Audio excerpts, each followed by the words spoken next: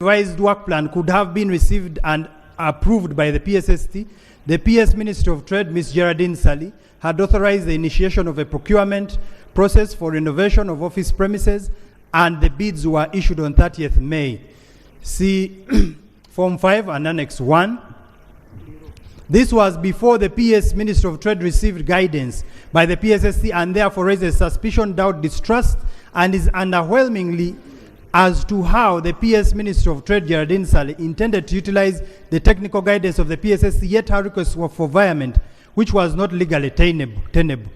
While appearing before the committee, the PS Ministry of Trade, Ms. Geraldine Sally, was tasked to present a detailed expenditure of the supplementary allocation for rent of office premises, which he instead utilized for renovation of Farmer's House. The PS presented the document detailing the expenditure of 8 billion, as stated. The committee observes that from the submission of the PS, all monies for renovation works has been expended and yet works still ongoing. To make it worse, the contractor was only paid 4.8 billion out of the 6 billion contract price, which leaves a balance of 1.2 billion. It is also worrying that according to the submission by SARIC, this was the company that did the renovation, the contractor expected to be paid 8.4 billion by April 2023, an amount over and above the contract price. The committee was left in a state of astonishment as to wonder by the contradictory submissions between the accounting officer, PS Ministry of Trade, Geraldine Sally, and the contractor, SARIC Construction Company. Both submissions are produced here below. You can put the submissions on page 14. Page 14, that first submission was given to us by SARIC on page 14 above. The first that table, that first submission was given us to by SARIC. SARIC's contract price, the total contract price, if you can go to the table, was 6 billion, but when you look at that submission, they're expecting for 8.4 billion. The second table, that is the expenditure for the 8 billion, which was given to us by the PS Geraldine Sally. You can see how they spent the money. Part payment for renovation contract, they gave the contractor 4.8 billion. They purchased 38 laptops worth 200 million. They purchased office furniture worth 1.196 billion. They gave UDC additional cash limits worth 1.164 billion. They did a reconciliation of a journal to offset encumbrance, 85 million. And they spent 570 million, 939 million on renovation-related activities, specifically the transportation, as you will see as we present. This is a document that was given to us by Geraldine Sally, and it is attached as evidence. Renovation contract. On 1st November 2021, the PS Ministry of Trade requested the Ministry of Works for the development of bills of quantities and a structural integrity report to facilitate renovation of Farmer's House and assess its viability to accommodate another floor. On 23rd November 2021, the Ministry of Works responded with a request to facilitate them with necessary documentation and facilitation to undertake the assignment. In the same vein, Ministry of Works informed the Ministry of Trade that the same team that had been nominated for assessment of the premises for rent would be retained by the Ministry of Works to assess viability of Farmer's House to accommodate another floor. The Ministry of Works preliminary assessment report was presented on 8th February 2022 and had the following findings. The offices were in a fair condition, although some of the components, most especially the fittings, had seriously deteriorated or would deteriorate within a few years. Therefore, a comprehensive rehabilitation or replacement was required. 2, the roof terrace on the 4th floor could be used to provide additional offices required by the ministry, but a detailed assessment was necessary to determine the building structure integrity. Once renovation and remodeled, the building could continue to serve as office for the ministry. On 9th May, the Ministry of Works submitted to the PS Ministry of Trade, Geraldine Sally, the initial cost estimates for the required renovation works and the standard specifications for building works, which would form part of the contract document once the contractor was procured. The preliminary cost estimate was 3.136120159 billion, inclusive 5% contingency and 18% VAT. Upon presentation of the preliminary report on cost estimates, a number of concerns were raised by the Ministry of Trade Management, such as flooding in the basement, parking timelines for the works, and management of the renovation works while utilizing the premises. The committee was informed that the Ministry of Works teams considered the concerns, including the prevailing market rates, which entailed a review of the unit rates of some items, inclusion of a provisional sum to address the flooding concerns, and the correction of some observed arithmetic errors. This resulted in a revised final cost estimate of 4.664,315,682 billion for renovation. On page 16, in a letter dated 16th May 2022, the PS Geraldine Sally requested the Ministry of Works to take up the role of procurement for renovation works, as the Ministry of Trade did not have a strong procurement and disposal unit. See Annex N. In a letter dated 19th May 2022, the Ministry of Works responded to the PS Geraldine Sally accepting to take up the procurement role for renovation, but warned that the procurement process could not be completed within the remaining time to the end of the financial 21-22. The Ministry of Works stated that they needed approximately 3 months to procure the contractor and have the contract signed, and that the 3 months would only be effective when the procurement requisition was initiated with the detailed statement requirement BOQs and received by the Ministry of Works. While interfacing with the committee, Mr. Evarist Imbisiwe, the Principal Assistant Secretary, Ministry of Trade, informed the committee that he initiated a procurement for the renovation of office premises at an estimated cost of 4.664,315,682 billion. This was the BOQ presented by the Ministry of Works. He further informed the committee that Form 5, Form for Initiation of Procurement, indicating an estimated contract price of 6.2 now for the same procurement of renovation, was later presented to him for signature. He informed the committee that the variance in the estimated contract price was not familiar to him, prompting him to decline to sign the document. Maybe for the interest of time, but if there's time, we can play the audio. We have the time. Okay, maybe I read the entire, then we can play the audios. When tasked by the committee to justify the origin of the 6.2 billion, Ms. Rosa Simwe, the Senior Assistant Secretary, Minister of Trade, who signed on Form 5 and therefore initiated the procurement as a member of the user department with an estimated contract price of 6.2, informed the committee that Mr. Tom Achwera, the head procurement Minister of Trade at the time, had presented the same to her and requested her to append and requested that she appends her signature on the basis that Mr. Evarist Imbisiwe was not available. Now, this was the person who refused to sign the initial 6.2. Mr. Evarist Imbisiwe, the Principal Assistant Secretary, Minister of Trade, informed the committee that when he later tried to access the Electronic Government Procurement System, EGP, he had been deactivated at the request of the Accounting Officer, Minister of Trade, Ms. Geraldine Sally. See Annex O, and we verified with when we wrote to the Accountant General that Mr. Evarist indeed had been removed.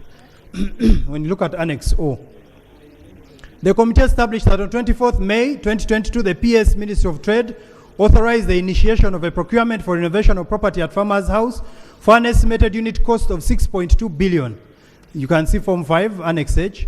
When tasked to explain, when we asked the PS, Geraldine Sally, to explain, she informed the committee that she was not in the country at the time of the initiation of the procurement process for renovation and only signed upon her return at a later date. She informed the committee that she trusted her technical team, which should have carried out due diligence and therefore did not question the estimated contract price quoted on Form 5.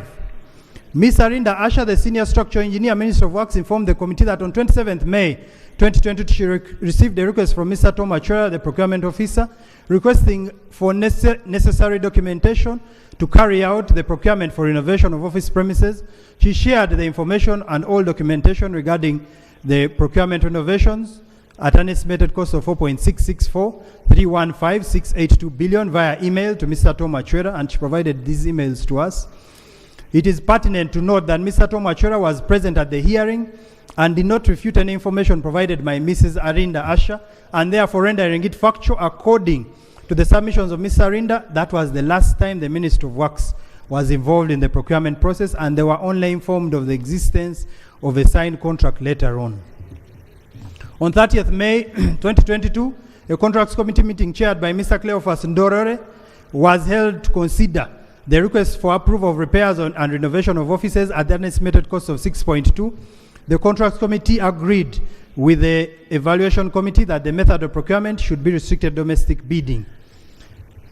During the hearing, the committee established that a letter of invitation of bids was issued on 30th May to 4 companies through restricted domestic bidding, to wit, Sayan Brothers and Company, Yan Jean Company, Ambitious Construction, and Bresco Services, under procurement reference number MTIC Works stroke 2021-22-00007, see Annex P.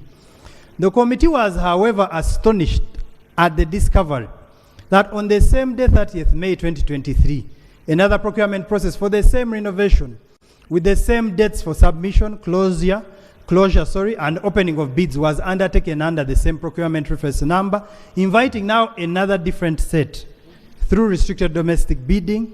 These 3 companies, to wit, Sari Construction, Jax Consult, and Silkal Engineering Limited. The committee observations. Availability of funds. An accounting officer is mandated under PPDA Act and regulations to ensure availability of funds before initiating a procurement process. The committee established that the PS confirmed the availability of funds by signing on Form 5 with an estimated cost of 6.2 billion, and yet the money available at the time was actually only 5 billion. Parliament had approved only 5 billion. But she signed on Form 5, giving a contractor 6.2. This is contrary to Section 26F of the PPDA Act 2003, which provides an accounting officer shall be responsible for certifying that the availability of funds to support the activities or disposal activities. As if this was not enough, whereas it was the submission of the Permanent Secretary Geraldine Sally that she only appended her signature on Form 5 upon her return from abroad at a later date. Maybe we can play that audio. At a later date, the committee established that the date she appended besides her signature on Form 5 was 24th May 2022, the same date on which Rosemary Asimwe, Under Secretary, signed on Form 5 initiating the procurement for renovation at an estimated contract price of 6.2, see Annex H. This connotes to the fact that the PS Minister of Trade, Geraldine Sally, lied to the committee in this regard. If the audio is ready, kindly play. If it's not ready, I can proceed. So 2 people had already signed the Form 5 of 6.2, even before they went to guide the PS. Honorable members, this is my Undersecretary, Mr. Andima Alfred Oyo. He signed it when I had traveled, but it was, I think, in consultation with me. So he signed when you had traveled. When you came back, you also signed? Yes, I signed when I came back. Okay. Honorable members, you can see Annex H. Look at her signature and the date she appended next to the signature. Section 45 of the PFMA Act 2015 mandates an accounting officer to control the regulatory and proper utilization of government funds. The committee therefore finds that the PS Minister of Trade, Geraldine Sally, is personally liable for the dubious and mysterious inflation of the estimated contract price from 4.664315,682 billion to 6.2 billion without any formal or legal justification. Further, see Regulation 7 of the PPDA Contracts, Regulation 2014 provides that a procuring and disposing entity shall not issue a contract document, purchase order, or any other communication in any form conveying the acceptance of a bid that binds procuring and disposing entity to a contract with the provider until the accounting officer confirms that the contract price is not higher than the market price established prior to the commencement of the procurement process. The committee is dismayed that whereas the above elaborated provisions are couched in specific terms, the PS Geraldine Sally undertook a procurement process that bound the Ministry of Trade and therefore Government of Uganda to a contract price that was higher than the market price established prior to the commencement of the procurement process of the Ministry of Works. The PS Gerardine Sally did not carry out any other market assessment prior to the award of the contract, yet she had only 5 billion available. This was irresponsible for an accounting officer and amounted to negligence of duty. 2, failure to adhere to preliminary assessment structure integrity reports and bills of quantities by the Ministry of Works. Under the Uganda Public Service Standing Orders, the procurement, utilization and disposal of goods and services in the Public Service Standing Order 15 on Works instructs the responsible officer to consult the ministry responsible for works before engaging. In a nutshell, honorable members, page 19 and 20, the PS consulted Minister of Works. Minister of Works gave her BOQs, but they ignored the BOQs of Minister of Works and came up with another procurement of 6.2. Honorable members, on 21, it is ironic to note that the documents provided by the Ministry of Trade on procurement for renovation indicated that 2 different procurements initiated for renovation under restricted domestic bidding with different sets of companies bidders had the same procurement reference numbers. Honorable members, there's a table on page 21. Either Ministry of Trade forged and forgot, or the entire process was a scam, because you cannot have 2 different procurements started for the same job and you invite 6 different companies or more under restricted bidding. So when you look at that table there, procurement 1 for renovation, those are the companies they invited under restricted domestic bidding. These companies provided us with the emails of their invitations. The same procurement for renovation, they invited another set of companies, same date. You can see invitation to bids, same date, 30th May. Closing date, 7th. Date of display, 11th. Date of removal, 14th. And all these documents are signed and they are attached. They were given to us by the same ministry. 2 procurement processes happening at the same time with the same reference number for the purpose of renovation and all invited under the same procurement method is a clear indication that the procurement process for renovation was tainted with fraud and therefore rendering it illegal and void ab initio. The Black's Law Dictionary 6th edition defines fraud as follows: the intentional use of deceit, a trick of some dishonest means to deprive another of his, her, its money, property, or a legal right. In the case of Frederick Zabwe versus Orient Bank and others, number 4 of 2006, court defined fraud to mean a false representation of a matter of fact, whether by words or by conduct, by false or misleading allegations, or concealment of that which deceives, and it is intended to deceive another so that he or she shall act upon it to his or her legal injury. In Makula International Limited versus Cardinal Nsubuga, Civil Appeal number 4 of 1981, it was held that a court of law cannot sanction that which is illegality, once brought to the attention of court, overrides all questions of pleading, including any admissions made thereon. No court ought to enforce an illegal contract or allow itself to be made an instrument of enforcing obligations alleged to arise out of a contract or transaction, which is illegal if its illegality is duly brought to the notice of the court. Honorable members, I will not read the next one for the interest of time. Procurement and disposal activities are sequential processes and one cannot move to another stage of the process without fulfilling the first one. The objective of the PPD Act for all intents and purposes is to achieve fairness, transparency, and value for money in procurement, among others. From the expounded facts, the provisions of the law, the committee is constrained to deduce that all the procurement processes that resulted into the ongoing works for renovation at Farmer's House were irregular, illegal, and a nullity. The PS Gerardine Sally, while appearing before the committee, unsuccessfully labored to justify the origin of the inflated estimated cost price of 6.2 on Form 5, and informed, because we invited us several times to give a fair hearing, and informed the committee that the same was a result of a pre-bid meeting between Ministry of Trade and prospective bidders prior to the commencement of the procurement process. You can play the audio. The committee established without... Chair. What I understand the process is like is that they normally do market surveys and they even hold something I learned that was called a pre-bid meeting. And they get all this information.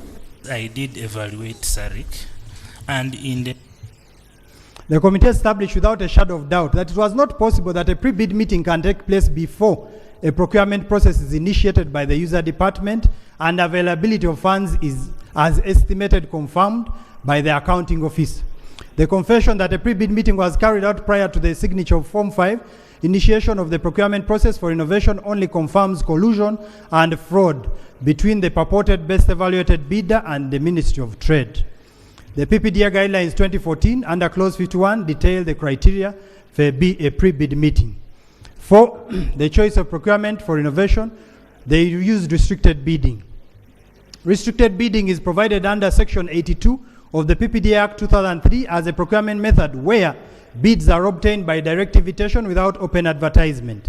The method is used to obtain competition and value for money to the extent possible where the value or circumstances did not justify or permit the open bidding process. The PPDA guidelines number 1, 2014 provide under regulation 1.2 that restricted domestic bidding or restricted international bidding shall be used if the estimated value of the works is greater than 200 million but does not exceed 500 million. Honorable members, in a nutshell, the contract price was 6.2 billion, therefore it was over and above the process, the method they chose. Honorable members, for the interest of time, page 24. The best evaluated bidder was displayed for only 3 days. The Solicitor General cleared the contract on the 3rd day of display, and the contract was signed on the 4th day of display of the best evaluated bid. Regulation 5 of the PPDA Contracts Regulation 2014 provides under clause 5.1 that a procuring and disposing entity shall not take any action on the contract award until a lapse of 10 days after the date of display of the notice of the best evaluated bid. The essence of the display period is to enable the unsuccessful bidder in the bid process to appeal or rectify their bid documents. The requirement of display for the 10 days is couched in specific terms. The Attorney General is here. Regulation 4D of the PPDA Contracts Regulation 2014 further provides that a procuring and disposing entity shall not award a contract during the period of 10 days from the date of notice. The objective of the PPDA Act, as enumerated from the long title, is to formulate policies and regulate practices in respect to public procurement and disposal activities, as Justice Mwonda rightly pointed out in Galeria Africa Limited versus Uganda Electricity Distribution Company Limited. There is no way the PPDA Act can regulate practices in respect to public procurement and disposal of public assets unless the provisions are adhered to strictly to the letter.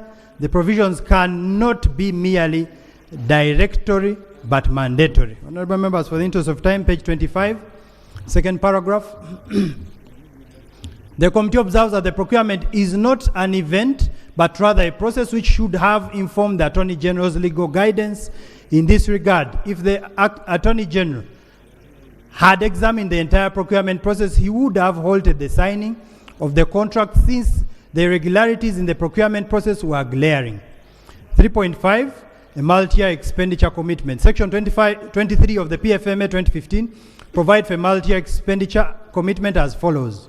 A vote shall not enter into a contract, transaction, or agreement that binds government to a financial commitment for more than one financial year, which result in a contingent liability except where financial commitment or contingent liability is authorized by this Parliament. The committees of the considered opinion that the approval of a contract price of 6.2 billion against a budget of 5 billion which we had given them in the financial 21-22 was in contravention of Section 23 of the PFMA 2015. The provision prohibits a vote from entering into a contract, transaction, or agreement that binds government to a financial commitment for more than one financial year or which results into a contingent liability except where the financial commitment or contingent liability is authorized by Parliament. The committee established that the Ministry of Trade expenditure on renovation did not constitute the report of the minister responsible for finance on multi expenditure on the financial 21-22. 3.6, the contract between SARIC and Ministry of Trade A contract agreement was executed between Ministry of Trade and SARIC Company for repairs and renovation for properties at Farmers House for 6,663,319,346 on the 15th June 2022 under procurement reference number as stated below. The committee has examined the contract and established the following. A performance security was not provided, but they still awarded on page 27, sorry. The clause in the contract, 61.1 of the contract, was not adhered to this particular provision, provided that a performance security to have been mandatory or a mandatory requirement. But even without this mandatory requirement, SARIC got the contract. 2, advance payment. Honorable members, on 20th June 2022, the Director, SARIC Construction Company Limited, acknowledged receipt of 4.8 billion from the Ministry of Trade, of which 18% was VAT. According to the contractor, the payments were made in 2 branches. Let me go straight to the observations. Committee observations. The committee observes that Regulation 44.3 of the PPDA Contracts Regulation 2015 restricts advance payments to the contract not to be more than 30% of the contract sum. It specifically provides that 44.3 procuring a disposing entity shall not make an advance payment exceeding 30% of the contract price. The committee established that this was an admeasurement contract on the BOQs, 80% to the contrary to the clause in the contract 60.3 and 60.1 of the contract. Honorable members, they gave the contractor 80% as an initial deposit, here the law states 30%. While appearing before the committee, the Director of SARIC Construction Company, Mr. Samuel Okrut, stated that the company did not actually have a bank guarantee by the time the Ministry of Trade advanced 4.8 for the renovation of the renovation to the company account in Cairo Bank, which was a legal requirement for the said funds to have been disbursed. However, the Ministry of Trade proceeded to advance the payment, which later he used to secure a bank guarantee and submit the same in an irregular and retrospective manner contrary to aforementioned PPDA regulations. Honorable members, non-remittance of value-added tax. URA informed us that up to date they have never paid the tax. 29, the progress of the work. The committee undertook a visit to the locus, that's the Farmers House. On 3rd August 2023, the committee observed that the renovation of 2 floors had been completed while the works on 2 floors and the basement was still in progress. Actually, they are not started. Under the general conditions of the contract 22.1 between the Ministry of Trade and SARIC Construction Company, it was a condition that the intended completion date of work shall be 1 year from the contract signature. The contract was signed on 15th June 2022 and work should have commenced within 7 days. In their submission to the committee in May 2023, the contractor informed the committee that he took possession of the site on 29th August and they commenced the works on 29th August 2022 and that 75% of the works had been completed by May 2023. The committee observed that there is only a breach of contractor of the contractor to complete the works and hand over the site, but also in unintended plan between SARIC Construction Company and the Ministry of Trade to further inflate the cost of renovation due to delays by another 2.365,180,654, totaling to an unbelievable and unconceivable 8.428,500,000 billion for renovation. Approximately 30% variation. These are documents the company gave us of the money it's demanding. Now we go to procurements of laptops.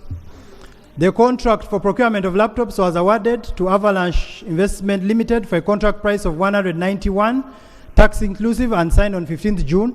The PS Jardine explained that the procurement of laptops was related to expenditure for renovation since the staff had to work from home during the renovation works. The committee observed that the purchase of computers under government charts of accounts is assigned a separate expenditure code 312213 ICT equipment and therefore falls under the development budget category. The said procurement of laptops necessitated the accounting officer to seek authority to relocate funds from rent to the purpose of laptops, stock computers. Ms. Geraldine Sally did not seek such an approval. The committee further observed that the PS Geraldine Sally quoted 200 million for procurement of laptops, which leaves 8 million, unaccounted for, since the contract price was 191,900,000 tax inclusive. This further creates doubt as to the authenticity of the work plan which the PS Geraldine Sally submitted to the committee. Procurement of office furniture, this one is also unbelievable. The contract for the procurement of office furniture was awarded to Footsteps Furniture Company Limited at a contract price of 1.196 billion. Signed on 15th June 2022, the PS Geraldine Sally, while appearing before the committee, informed the committee that that though fully paid, the furniture has never been delivered to the Ministry of Trade. Remember, this contract was signed on June 2022, 15th, and the company was paid 100%. But to date, and we also interacted with Footsteps Furniture, who confirmed. She further informed the committee that her decision was based on personal due diligence, which she carried out, and found that Footsteps Furniture Company Limited was a trustworthy company which would not fail to deliver the furniture at any time the Ministry of Trade would require delivered. Notwithstanding the fact that the purchase of furniture was a diversion of funds from renovation, just like in the case of laptops, the committee observes that under Section 45 of the PFMA 2015, an accounting officer shall, in respect of all resources and transactions of a vote, put in place effective systems of risk management, internal control, and internal audit. Under the prevailing circumstances, the Permanent Secretary, Minister of Trade, is grossly failing her mandate when she paid for furniture worth 1.196 billion without ensuring the furniture is delivered. For the interest of time, page 32, 3.9, additional cash limits. UDC is a subvention under Ministry of Trade. While appearing before the committee, the PS submitted that UDC requested for additional cash limits to cater for critical unfunded priorities, and she therefore transferred 1.16 billion, part of the 8 billion for renovation, to UDC. Committee observations.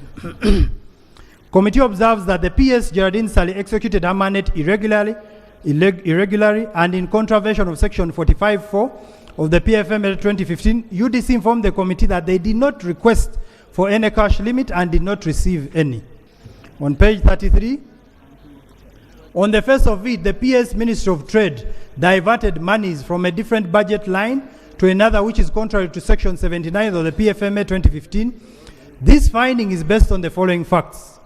The PS Ministry of Trade accounting officer did not explain the circumstances under which funds had to be charged from renovation budget and not item 263204 transfers to other government units capital. 2. Charging renovation was a desperate measure by the PS to fulfill UDC's request for release of its budget, which amounts to diversion against Section 79 of the PFMA 2015. Lastly, additional cash limits can only be provided by the Minister of Finance, Planning and Economic Development, and not Minister of Trade.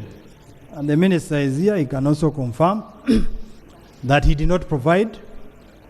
The committee therefore observes that the accountability of 1.2 billion as part and parcel of the 8 billion for innovation as part payment to UDC as a subvention was irregular.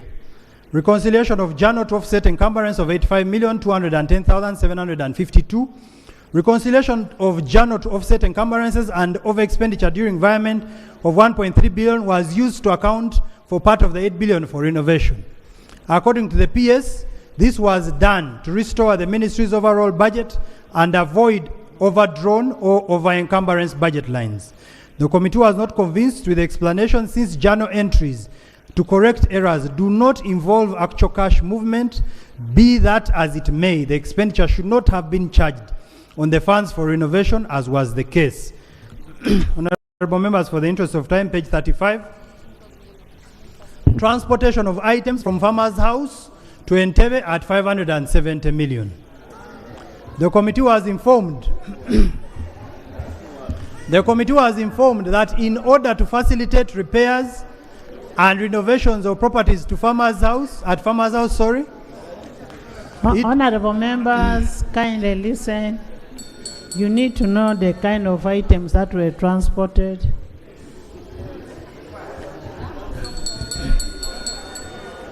It was Honorable necessary. members. The committee was informed that in order to facilitate repairs and renovations of properties at Farmers House, it was necessary to shift some office items for safe custody before the works commenced. The project management team requested for a quotation from the company that was going to do renovation, Sarik Construction, for moving office items by way of a variation to the contract, upon which the contractor quoted 457,630,285. You can see Annex W.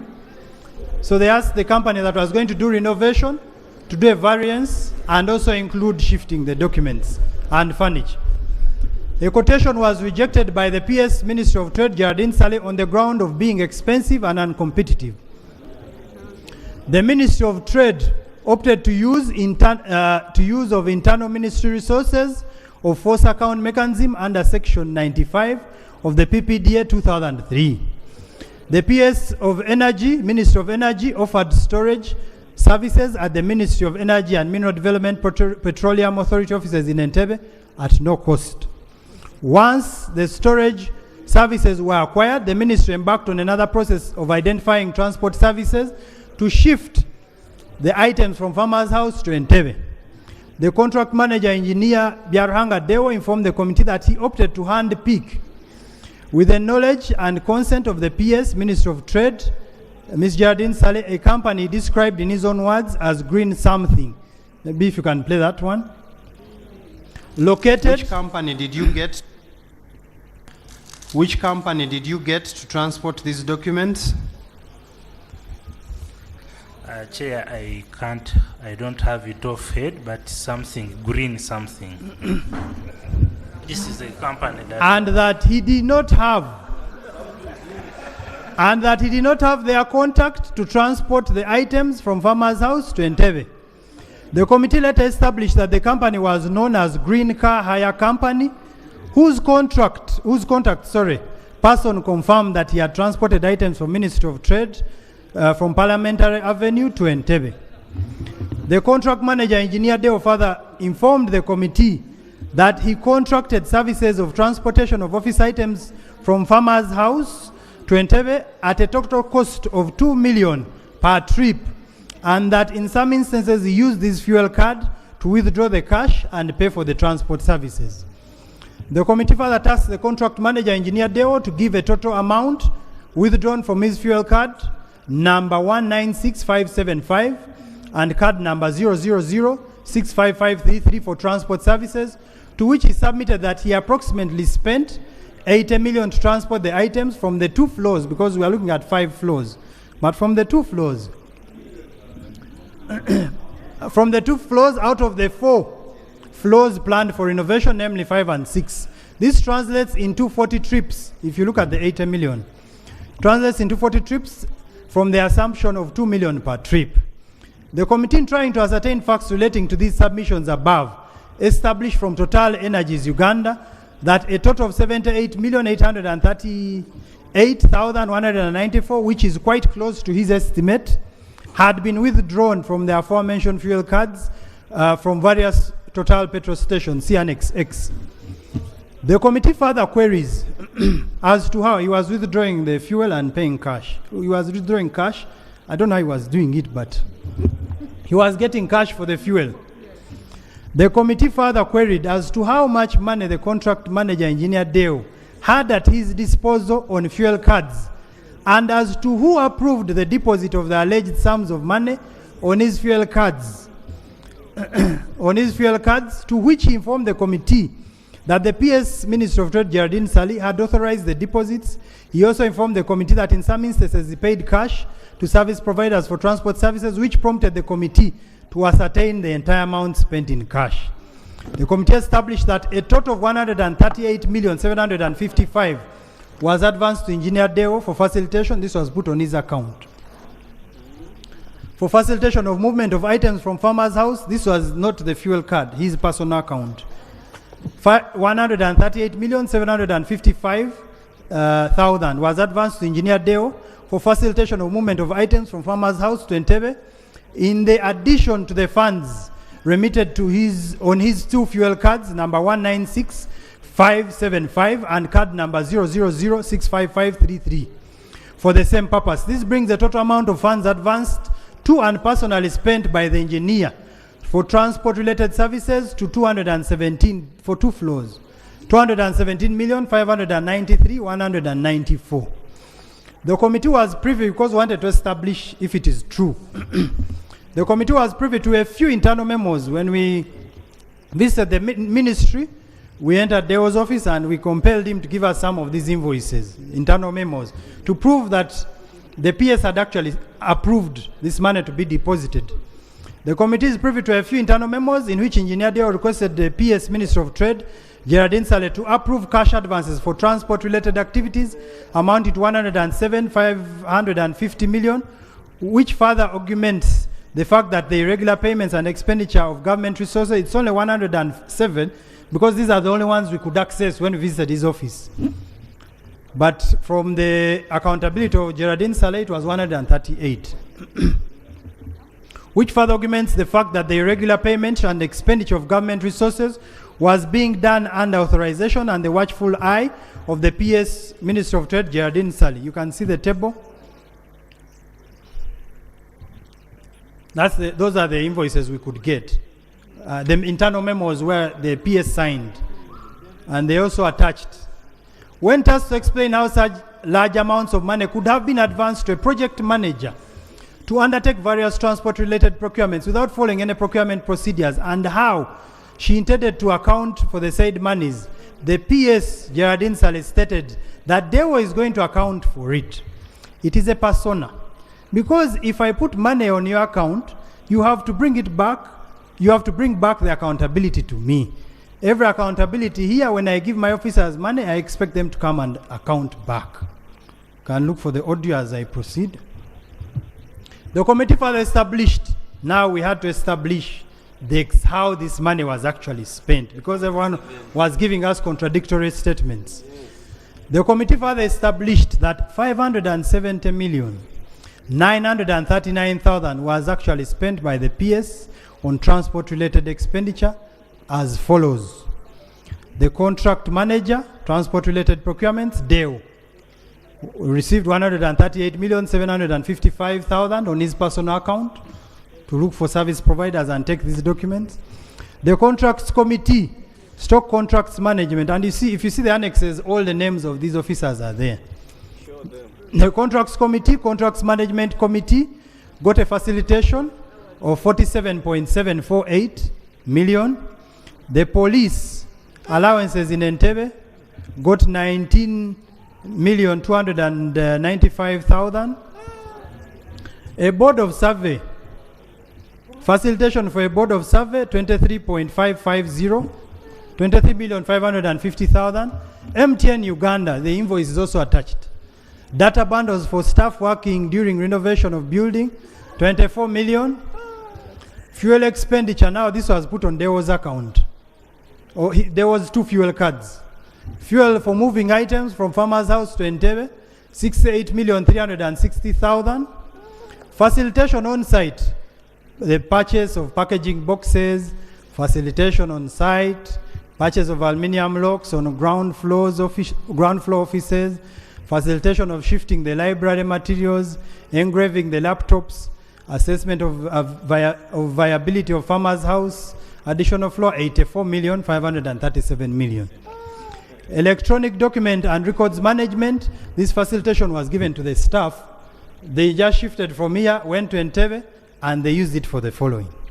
Sorting the records, after you take the boxes to Entebbe, they sort them, they get facilitation, they scan. Ministry of ICT gave us scanners, we didn't hire scanners, so they were just there scanning.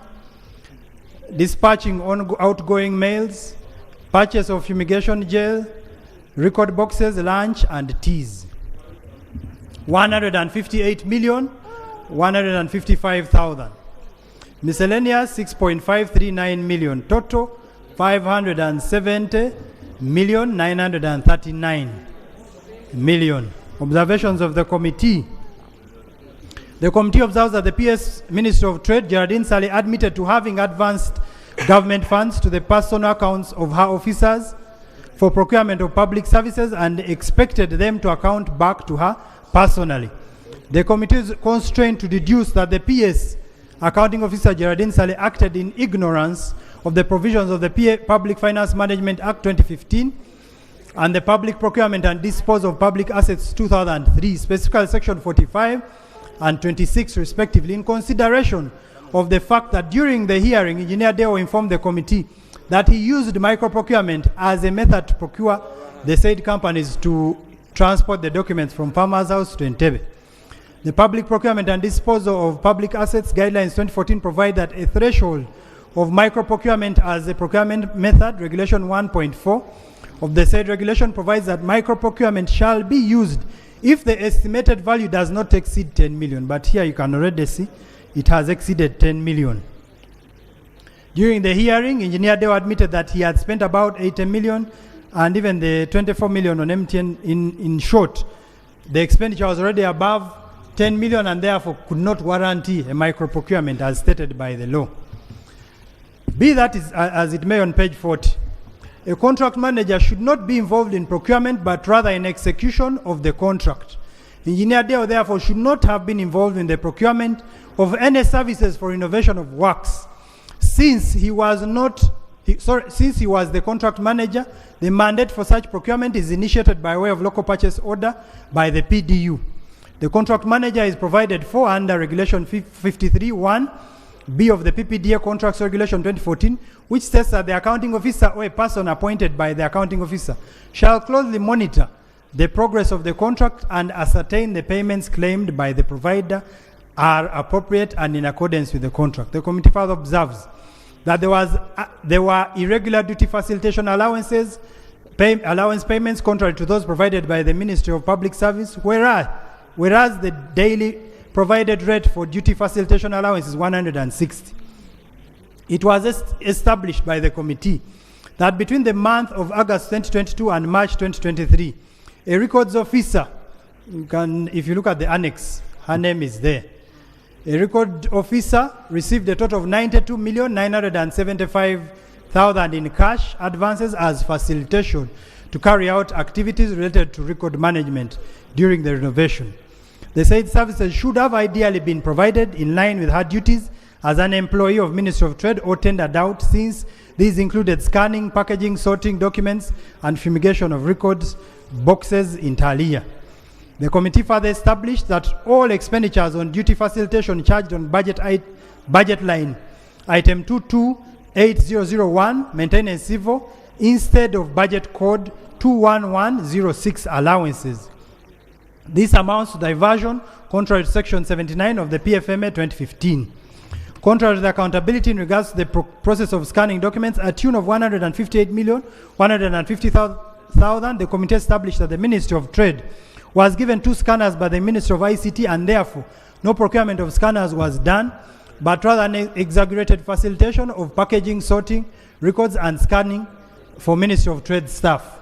The committee observed that the Ministry of Trade moved documents from Entebbe to sort and scan them from Farmer's House to sort and scan them in Entebbe, yet they could have done this even here at Farmer's House. Further, since the ministry is implementing the electronic document system, the expenditure was not necessary. The committee finds that the shifting of documents from Farmer's House to Entebbe for only purposes of sorting and scanning was a well thought out, orchestrated, planned, fraudulent activity to enable the staff of Ministry of Trade to enjoy a cash bonanza. Furthermore, given the fact that 570,939,000 so far spent on transport related activities was only spent for 2 floors, namely 5 and 6, because it has already been spent, it's gone, but they still have other floors. The committee noted that the figure could triple since floor 2, 3, and 4. The ministers are here, they know. The floors below are twice the size of the ones up. Since 2, 3, and 4 are yet to be renovated, on a conservative estimation, this would amount to at least 1.5 billion now, if we had to shift the rest of the floors. after transporting, sorting and scanning documents from the subsequent floors. Other emerging issues before we go to recommendation. The committee was privy to a communication from the PSSC to the PS Minister of Trade, Geraldine Saleh, informing her of the audit queries which had been noted by the Internal Auditor General. These same issues had been noted by the Internal Auditor General for the year ended June 2022, to wit, the Ministry of Trade, for which she, as an accounting officer, was described as needs improvement. Further, the PSSC noted that the description by the Internal Auditor General imputes deficiencies in governance, risk management, and control purposes. This was a letter the PSSC wrote to the PS, Geraldine Saleh. He also noted that there were unsupported expenditures worth 8.6 billion and required the PS Minister of Trade, Geraldine Saleh, to respond not later than 24th November 2022. By this communication, the PSSC noted with concern the lapses in accountability by the PS, Geraldine Saleh, which he has seemingly not labored to correct up to now. During the hearing, the committee was brought to the speed about the work methods of the PS, Geraldine Saleh, that an office attendant, Mr. Tom Opio, was used by the PS, Geraldine Saleh, during the procurement process for renovation works.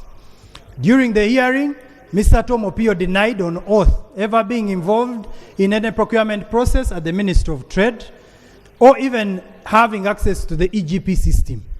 The committee wrote to the Accountant General to verify if indeed Mr. Tom Opio, the office attendant, had access to the EGP system specifically for purposes of procurement at the Ministry of Trade, and it was established that the officer, that Mr. Tom Opio, the office attendant, indeed had access to the EGP system with a password as a procurement officer and disposal unit user with the authorization of the accounting officer and PS Geraldine Saleh. You can see Annex Y, it's the letter the Accountant General wrote to the committee. When the PS Geraldine Saleh was tasked to explain the monies that Mr. Tom Opio received as a member of the Contracts Committee, the PS stated that he was co-opted by the Contracts Committee to help them with the procurement, a decision which was, in the opinion of the PS, Ms. Geraldine Saleh, competent. It was established that the draft contract for renovation of works at Farmers House was witnessed by Mr. Mtegeki David. The committee was astounded that there actually exists a head legal services at the Ministry of Trade, Ms. Sandra Anena, who submitted to the committee that the PS prefers the services of Mr. Mtegeki David, an officer. This was evident during the hearing, where Mr. Mtegeki David always interjected on issues that seemed alien to him. Further still, during the hearings, the committee was informed that the monies worth 362,316,812 was withdrawn. When we were trying to establish how much money Deo was given, we discovered something else. 316,812 was withdrawn from 7 fuel cards belonging to 3 individuals, namely Senior Accountant Mr. Nelson Baliejusa, the Principal Assistant Secretary Mr. Imbisi Evarist, the Senior Assistant Secretary Ms. Rosemary Asimwe between May 2021 and December 2022. It's about 6 months. As follows. You can look at the table, how the different fuel cards belong to them. The aforementioned officers denied knowledge and ownership of the said fuel cards when tasked by the committee to ascertain the origin, validity, and ownership of the fuel cards. The committee, the former transport officer, Mr. Kalule Daniel, failed to provide evidence that the said fuel cards actually belong to the aforementioned individuals. Because when they gave us, when we discovered that these cards had transacted in this manner, the card does not have the name. It just has, for example, accountant. It has pass. It does not have the actual name. So the committee observed that the fuel cards did not belong to aforementioned officers, but utilized as a conduit for fraud by the transport officer, Mr. Kalule Daniel. Therefore, they created ghost cards. Honorable members, for the interest of time, on page 47, recommendations.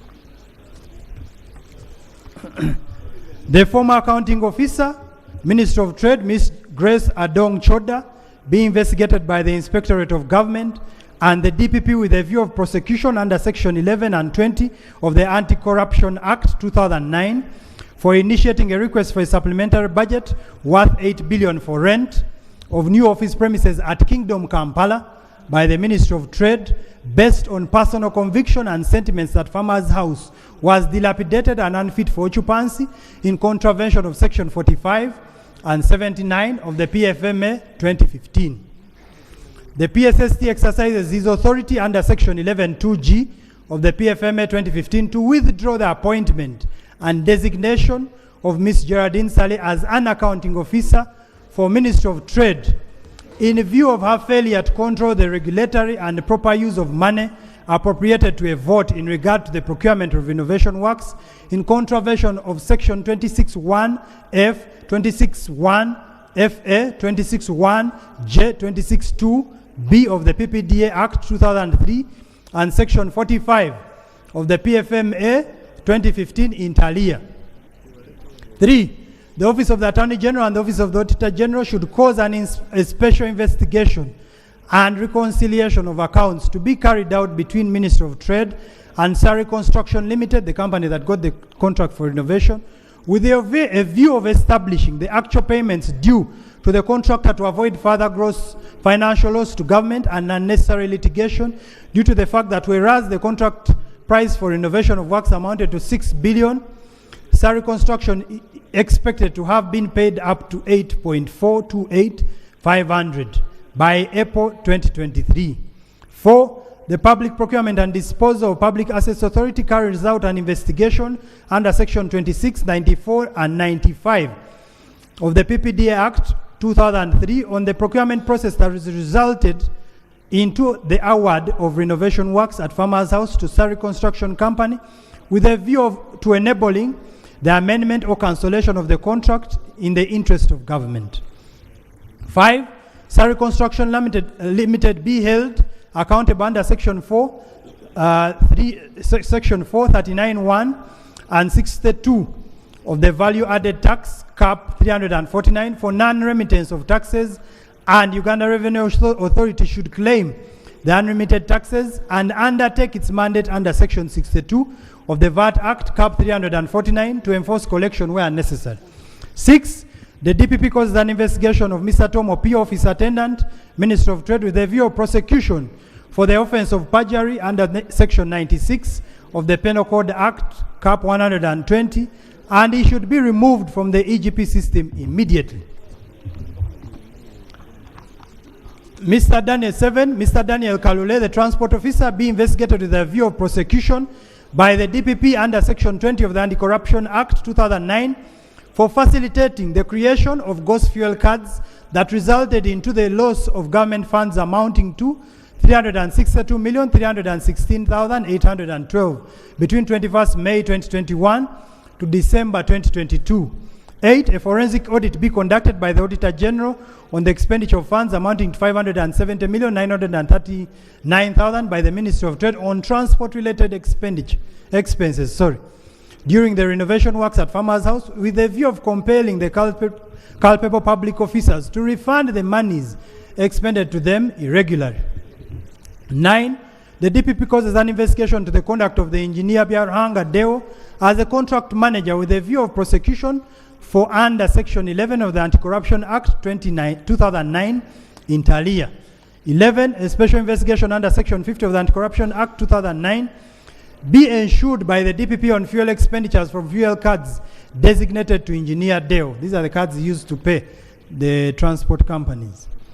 The DPP causes an investigation 11 on all the members of the Contract and Evaluation Committee in the procurement for renovation works with a view of prosecution for negligence of duty and causing financial loss pursuant to Section 33 of the Anti-Corruption Act 2009. These are the ones who approved the 6.2, yet Ministry of Works had quoted 4.6. Mr. Simwe Rosemary be investigated with a view of prosecution by the DPP for initiating a fraudulent, irregular, and alien procurement of an estimated contract price of 6.2, and further for carrying out unlawful orders contrary to the roles, obligations, and conduct of a public officer under Public Standing Order FA10.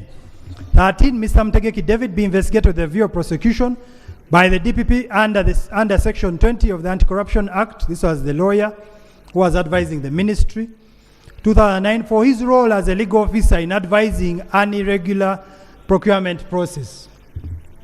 14, the PS Geraldine Sally be investigated with a view of prosecution by the DPP for offences committed under Section 79 of the PFMA 2015, negligence of duty. 4, under Section 26 of the PPDA Act 2003 and 45 of the PFMA 2015, offences committed under Section 95 of the PPDA 2003, disobedience of statutory duty under Section 116 of the Penal Code Act, Cap 120, abuse of office and causing financial loss to government under Section 11 and 20 of the Anti-Corruption Act 2003, among other offences, as the DPP may deem fit. This is because all the mistakes that were carried out in the ministry, the accounting officer is held liable.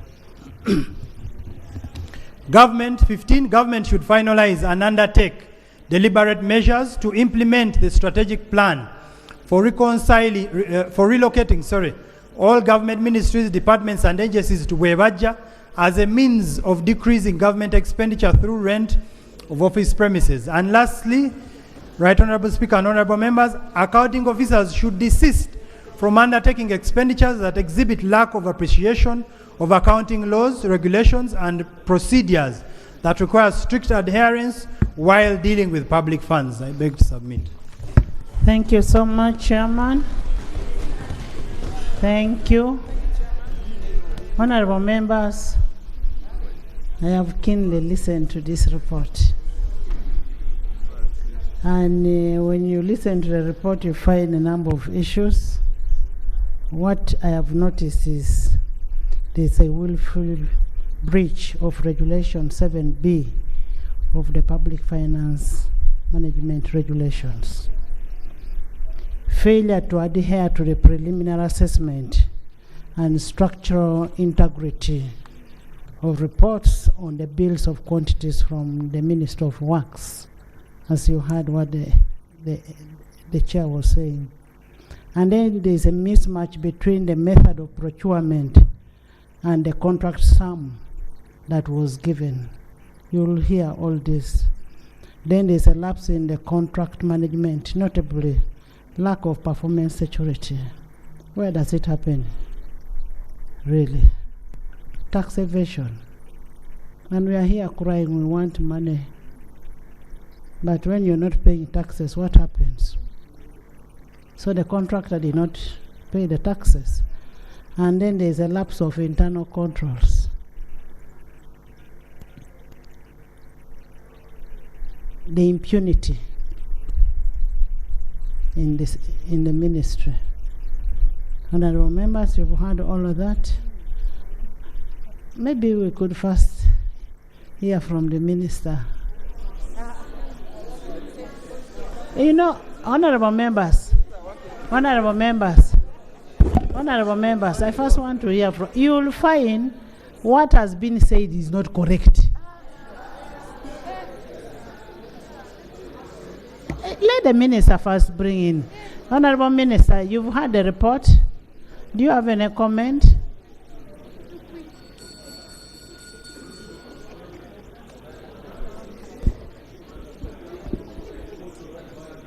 Switch on the report. I mean the mic. Right Honourable Speaker and colleagues, I would like to thank the committee for the good work you have done in playing your role of oversight.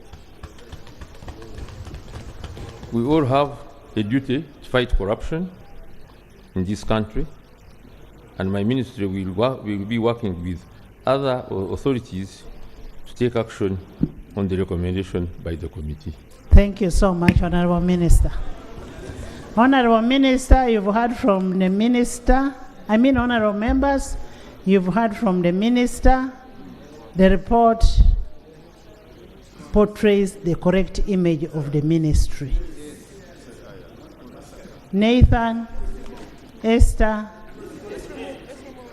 I'm now opening the debate. And maybe you're bringing in amendments.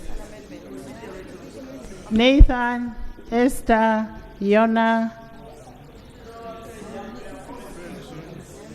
How many? Okay, Amero, then Esther. Thank you very much, Madam Speaker. Madam It's just Speaker. good manners that you sit when. Thank you very much, Madam Speaker. Madam Speaker.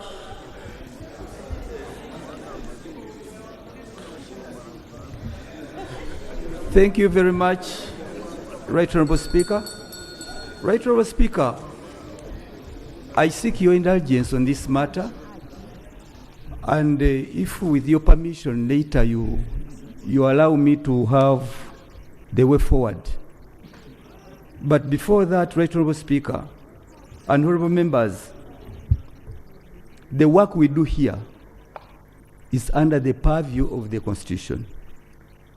Under Article 90, Parliament shall appoint committees necessary to the efficient discharge of its functions, and 2, Parliament shall, by its rules of procedure, prescribe the powers, composition, and functions of its committees.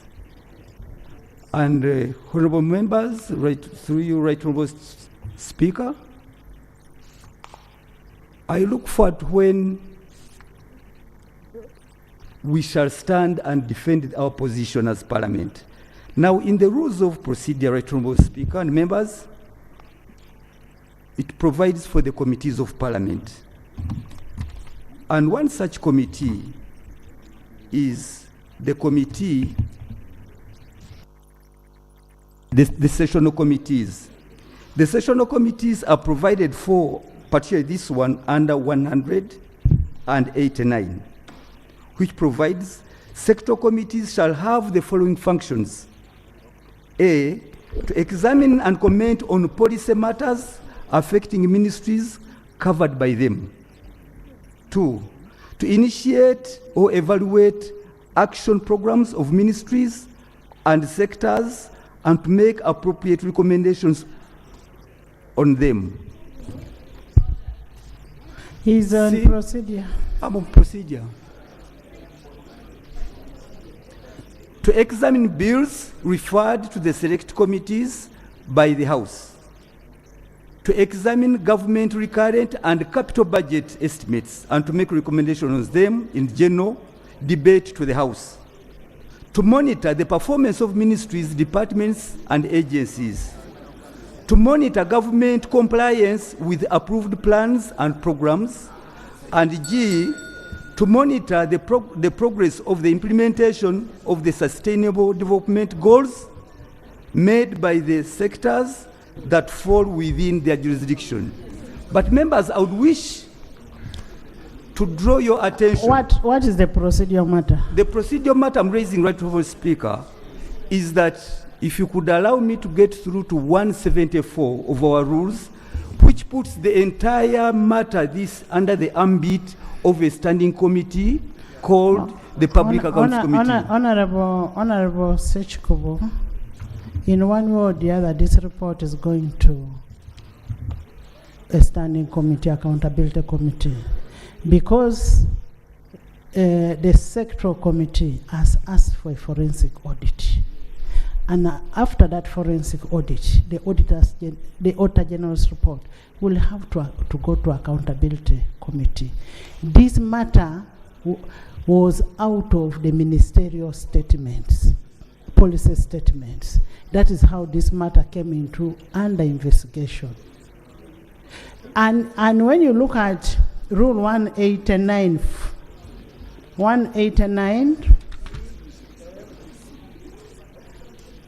D, to examine government recurrent and capital budgets estimates and make recommendations on them for general debate in the House. They looked at it when they're looking at the ministerial statements. E, to monitor the performance of ministries, departments, and agencies. F, to monitor government compliance with the approved plans and programs. I don't see where there's a problem here. Let's debate the report. Let's debate the report. If you want it to go to the standing committee, it is going to go. Most obliged, Right Honourable Speaker. There is a procedural matter. I have already responded to yours. Procedure, Madam Speaker. Madam Speaker, under Article 164 of our Constitution, it says accountability. And I want to read it for my brother's sake. The permanent secretary or the accounting officer in charge of a ministry or department shall be accountable to Parliament for the funds in that ministry or department. Shall. 2, any person holding a public or a political or public office who directs or concurs in the use of public funds, contrary to existing instructions, shall be accountable for any loss arising from that use and shall be required to make good the loss even if he or she has ceased to hold that office. And finally, it says, Parliament shall monitor all expenditure of public funds. Madam Speaker, the Committee of Trade is in charge of the budgets of that ministry. It is supposed to monitor the performance of that budget, that ministry. It is supposed to, before it approves any more funds, it must know how the other one was used. And for them during their Honorable Nathan, actually the investigation started at the time of the budgeting process because there was underutilization of funds. And that's how the committee started the investigation. Underperformance. You cannot approve more money when you've not consumed what you've been given. It's like giving you too much. Madam Speaker, so is it procedure right for us not to agree with the report of the committee whereby it has really showed? It is not we. Because it is Honorable Sechikubo. No, it's part of us. Honorable. I beg to agree with your guidance, Right Honourable Speaker. And Honourable Nathan Nandala is most well known for his being the ex-chair of Public Accounts Committee. That's where he cut his teeth.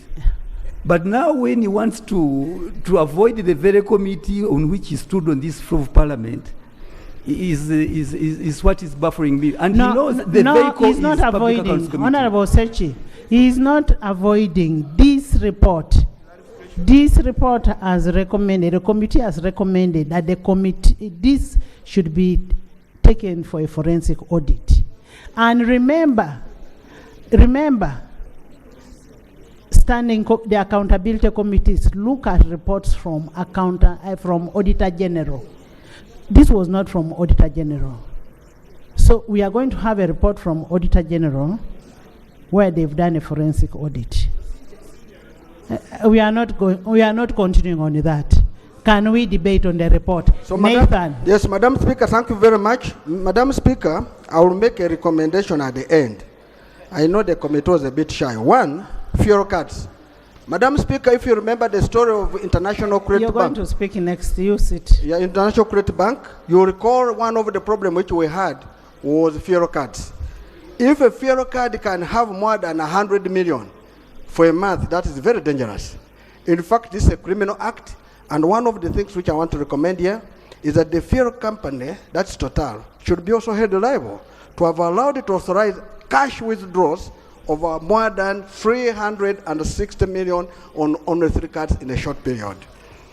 And that one, Madam Speaker, I'm speaking from the authority because I deal in fuel and fuel cards. That's the amendment you're making? That's the amendment I'm making. The second one, Madam Speaker, is on 15th June 2022. That's the last day when they are closing the accounts. The accounting officer spent 1.1 billion on furniture and it has not been delivered, which never went through the procurement process. Madam Speaker, this is theft. Because the money for furniture was paid 100%. Yes, and this, at the end at the procurement process, but the furniture has never been delivered to date. So, Madam Speaker, that is theft and no goods received because the 1.196 billion, it was just below the balance sheet. They were transferring money and most likely the accounting officer followed the money. So the accounting officer stole 1.196 billion on 15th June 2022. And this means it's a criminal act. And I want to make a recommendation here that the head of public service should immediately interdict the PS so that here can be able to be held to deal with the matter. Madam Speaker, two more statements. Board of Survey. Madam Speaker, the Board of Survey is always done by the Accountant General. And the Accountant General does not charge money for doing Board of Survey. If there was money spent on Board of Survey, the people who took money on Board of Survey should be immediately be arrested for stealing money because this is the function of the Accountant General. Madam Speaker, the excess of 6.2 and 4.5 billion. Madam Speaker, there is no way accounting officer can spend money not in our budget. If she spent money on There's a procedural matter. Honorable member, somebody is flowing, somebody is making a submission, and you just come up with a procedure. Thank you, Right Honourable Speaker. Right Honourable Speaker, the procedural matter I'm raising is very important, Right Honourable Speaker. Right Honourable Speaker, we have had the committee report from the chairman of the Committee of Trade. And I want you, honourable members, to seek your indulgence and to listen to me. Right Honourable Speaker, the minister who is representing the executive has come to the floor of Parliament and has conceded and has said that everything that is in the report represents what is happening in the ministry. Right Honourable Speaker, this is now a matter that is at a level of execution and implementation. Why don't we take decisions as Parliament? Because the executive has already agreed with the committee. So what are we debating? Because debate ensues in a situation when there is a disagreement. Honorable Silwanyi. Honorable Silwanyi. Honorable members, I am about to ask whether he is a shareholder of one of the companies. We are getting amendments to the what? To the recommendations. We are getting amendments. Somebody has said machineries. Can you're done? Oh, Madam Speaker, I want to make two small ones and I sit. Madam Speaker, there was an approval of 6.2 versus 4.5 billion.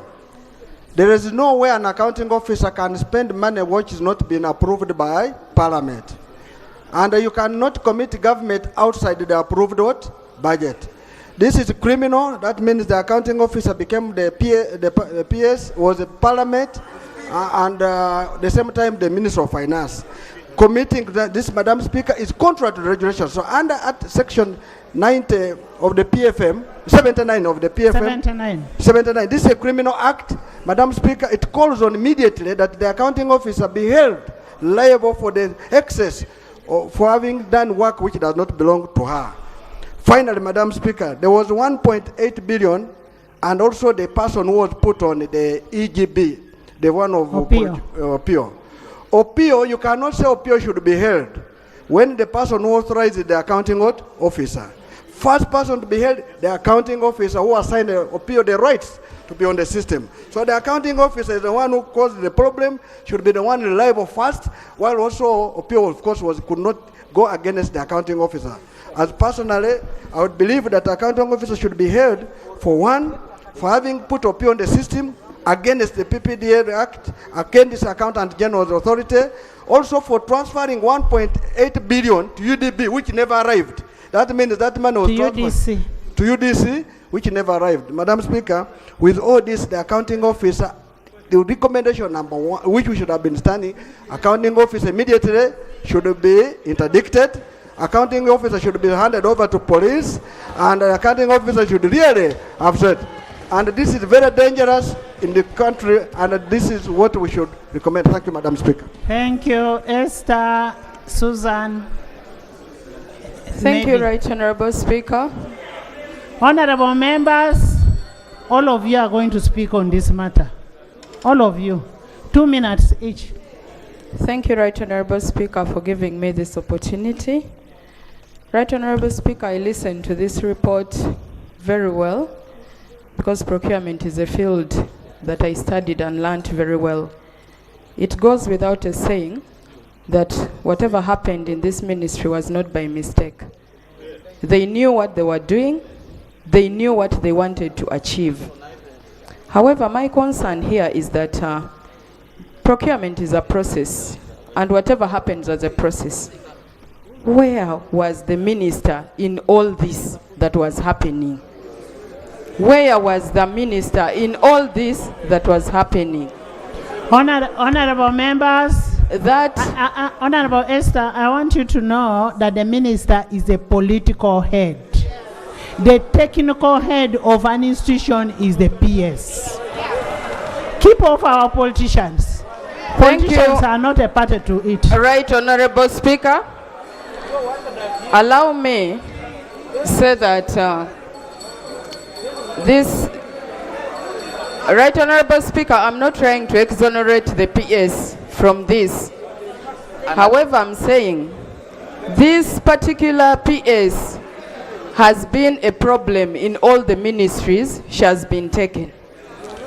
I think we should stop recycling problems every day. Why don't we, as a House, recommend that public service retires are in public interest and we all relax and know that the problem is solved? Thank you. Susan, Mehdi. Thank you, Right Honourable Speaker. Right Honourable Speaker, I stand to support. Honorable members, can you listen? I stand to support the report of the committee in its entirety. Right Honourable Speaker, I have heard you say that people are coming to report that the committees of Parliament are extorting money and getting compromised. Right Honourable Speaker, I want also to seek your indulgence that you protect the committees of Parliament. In this scenario, the PS we are talking about here, Madam Geraldine, from the word go, decided to go to the radio and talk very bad about the Committee of Trade, because we saw that lacuna when I was still in that committee, and when we were intending to ask more questions about it, she did not give us the information, but she opted to go to the radio. How shall we be protected as committees of Parliament? Right Honourable Speaker, I think the PS should be not retired, should be sacked with immediate effect, so that she does not compromise or interfere with the further investigations that are supposed to be carried out. Right Honourable Speaker, these are very glaring mistakes, and I'm surprised some issues of the purchase of the vehicles for the ministers have not yet come out. I don't know whether it is coming in a different report. Right Honourable Speaker, the PS has opted to do everything by herself and not following the laws of this country. I beg to submit. Honorable members, before you sack, you interdict to allow investigation, so you don't go to the extreme. Maybe you use another word. Mehdi? Thank you very much, Right Honourable Speaker. Having heard the submission of the chairperson of the committee and the benevolent concurrence by the minister, I think there is nothing defensible here. There is nothing to defend, even if you are a good defender. You would end up scoring in your own net all the time. Because the key principles in management have all been flouted. Environment without authority, embarrassing procurement. What else would we talk about?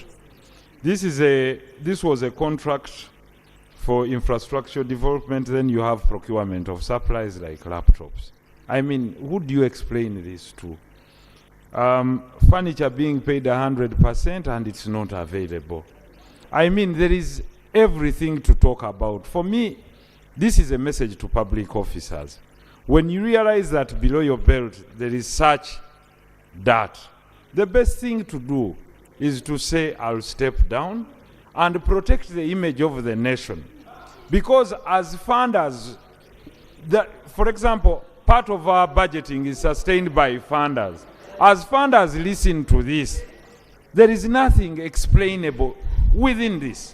So the conduct of the minister here today further hits the last nail in the coffin of those that he supervises, because he clearly stated that he cannot pretend over corruption and abuse of office. And the report is glaringly clear and the mistakes are there.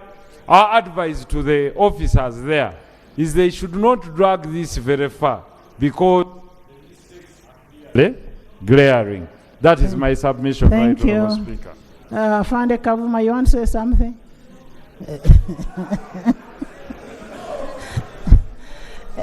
Tinka, Rose. Tinka and Rose.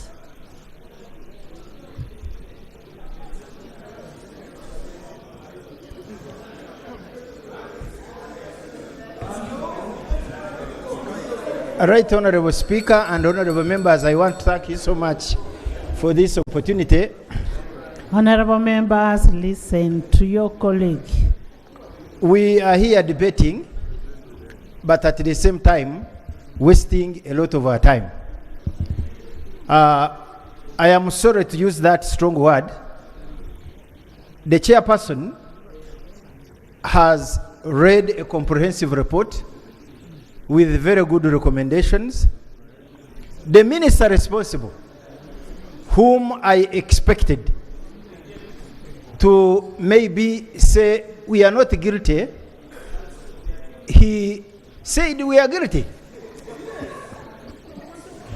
Even when you have few things to highlight, you will just give up. For instance, do you have an amendment? I wanted to at least commend this lady, Geraldine, for saying we stop renting, at least rehabilitate the offices. Because each year we are spending 3 billion. And she said, okay, let's use this money and do not rent, but do the rehabilitation. That was a credit. And this should be at least every accounting officer should be thinking like that for this government. But she erred. She erred when she used this opportunity to be seen to benefit herself. 2, I want honourable members to accept listen to Tinka. My honourable colleague was raising was a very, very critical point. Whereas, Honourable Theodore Sechkubo, whereas I agree that the committee, the sectoral committee, can do a good job as they have done. But when, like this report went to, if it went to court, where they would be subjected to be asked serious questions. Tinka, Honorable Tinka, we do not deny anybody from going to court. We should not use court to cover the dirt behind. Listen. If they want to go to court, they can go. They can go, even today. But we will not stop doing what is supposed to be done by this parliament in the name of court. Much obliged, right, and you'll Speaker. Be the one representing parliament. Much obliged, right, Honourable Speaker. The only point which I will not miss, that I want to make. Madam Speaker, order. Madam Speaker, order. Madam Speaker, we are here, we pass budgets. And if you are saying figures, it is members of parliament who see these figures. Madam Speaker, 6.2 billion is more than 4.5 billion. Do you need an auditor to tell you 4.5 is more than 6.5, or you can also see? So, Madam Speaker, is Honorable think in order to come and abuse members of Parliament that they should not do their work of oversight, but they should go because they are worried of court for not seeing what is being done by accounting office? Is the Honorable think in order, Madam? Honorable members, can we, I am only allowing amendment, Tinker. I am only allowing amendment to the recommendations. And Much obliged. can I have Rose now? I want to amend. No, you'll come back and amend. Much obliged. You eat your man and keep quiet. We are tired of eating man and shouting. Thank you so much, Right Honorable Speaker. Right Honorable Speaker, if we were this playful, I think this is not the time to play and joke. When the Honorable country... members, Chairman BCU, can you listen to Ross? Thank you, Right Honorable Speaker. Right Honorable Speaker, this is a time when the country is bleeding.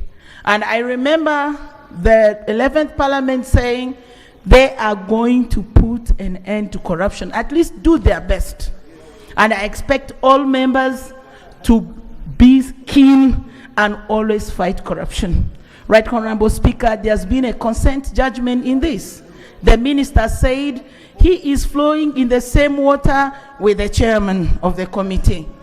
Right Honorable Speaker, I'll really say that for anyone to shout no like this is a new member of Parliament is a shame.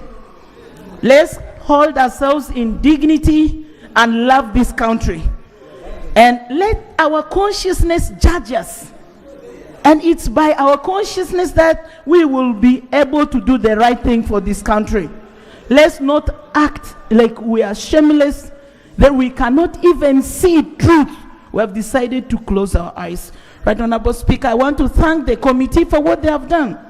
I will suggest immediately IGG swings in action, DPP swings in action, and we have to get these people to pay back apart from other penalties that should be instituted on them. Thank you so much, Right Honorable Speaker. Thank you, Yona. Yona. Honorable members, I don't want those games of yours. Stop playing in the house. Those members who have eaten your money, you eat your money silent and let us debate. Yeah, to talk. Eat your money silent.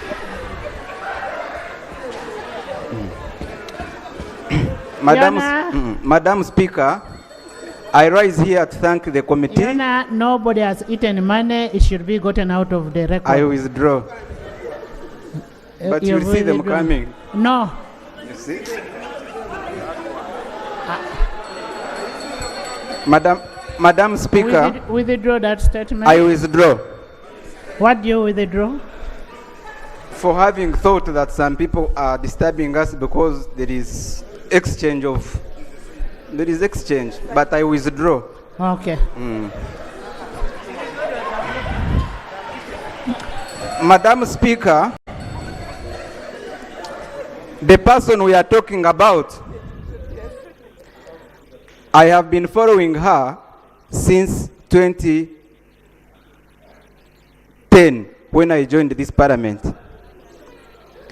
Madam Speaker, her appointment was a reward of indiscipline because in 2011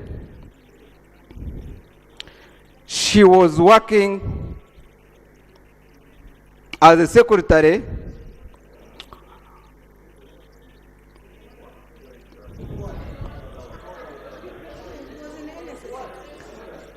at the Directorate of Management in Her Majesty the Treasury in the United Kingdom, where she is wanted for embezzlement of £50,000. While as a deputy MD of NSSF in 2017, Honorable Matia Kasaija, Honorable Matia Kasaija, our beloved Minister of Finance then and today, refused to renew her contract, and the reasons which were given by the board then, which were cited, were many, but in summary, the board said less than satisfactory performance and therefore dismissed. Therefore, in 2021, dear Honorable, appointing her to be an accounting officer of a big ministry of trade, where we hope to commercialize, to industrialize this country, and we make her head all the money we budget there, was a big mistake by the appointing officer who appointed her there. I don't want to go into the integrities of the report, because my beloved friend whom I like so much, Honorable Mpaka and his committee, have elaborated everything in the report. My recommendation to this House, as we talk of zero tolerance to corruption, the country is bleeding. And the mafias are watching. They are waiting for you to allocate the money to the ministries and take the money. We should not think of IGG today.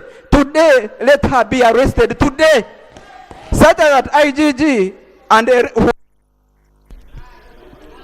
and whichever office will find her in the cells. We in this country.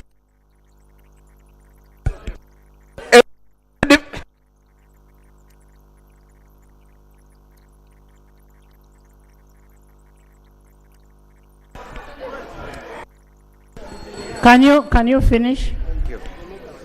We should make corruption a very difficult place for anyone to think of. And I want to thank this Parliament. We may recommend, and you know what happens with our recommendations, but I want to stand with the Speaker and this House that with this recommendation, if it is not taken into consideration like they have always let us down, we should never budget for that ministry again. I beg to move.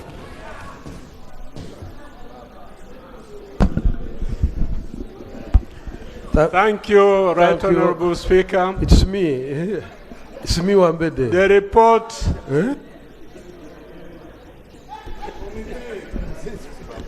The report of the committee clearly shows systemic failure of a government ministry, and that could easily apply across government. Systemic failure of operations of a government ministry. So what does that mean? That means we must go back to the drawing board on government procedures, processes, regulations, and so forth. Right Honorable Speaker, my specific recommendation is to the Right Honorable Prime Minister that government should go back and sensitize public servants on how to manage government system properly. Honorable members, the Bible in the civil service is the standing orders. From this report, every standing order regulation has been flouted. Has been flouted. I've been a public servant for 33 years. I retired in 2001. Honorable members, listen to the ambassador. And he's being very clear. Yes. That the Bible in this, all this is the standing orders. Correct. And the standing orders must be followed to the letter. So if they have been flouted, then take an action. Madam Speaker, you have really summarized my point. Let us go back to the standing orders and implement. During my time, we had no supplementaries coming here every month. During my time, the Board of Survey was not paid any allowances. During my time, a clear per diem per day was stipulated how much you get. Now you get any amount. How can government operate like this? Thank you, Elder. Thank you, Honourable Speaker. Right, Honourable Speaker, I thank you so much. For purpose of record, I'm Wambede, safe. Madam Speaker, let me thank the chairman with his committee for a wonderful job done. Madam Speaker, in the service of Uganda, by the time one is appointed APS, he must be well versed with the public service standing orders, must be well versed with the accounting systems, must be well versed with the procurement laws and everything. But when you look at the report, everything was flouted by accounting officer Jared Sally. That means there was an intentional theft. Intentional theft. Don't talk about Mary who initiated the procurement. Yes, you can initiate procurement, but ultimately it's the accounting officers to approve that, yes, the money you have initiated is available.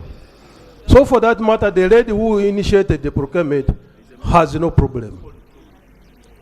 They say the lady and whoever initiated it has no problem. Madam Speaker, Geraldine, we shouldn't debate here. I think she should be in prison by now. She should be in prison. We cannot hide our facts. Geraldine must be in prison. 2, right, Honourable Speaker, Minister of Finance, they knew the budget which was available for renovation. How could they approve money beyond what was? But the report says there was no warrant from finance. That is beautiful. If there was no warrant, then why would you bother with Geraldine? She's a thief, outright thief. Yes. Lastly, right, Honourable Speaker. I'm saying lastly, the person from Attorney General's office who advised should not be spared either, because she advised on illegalities. She should be brought into the net. Actually, I didn't see a recommendation on the person from AG's office.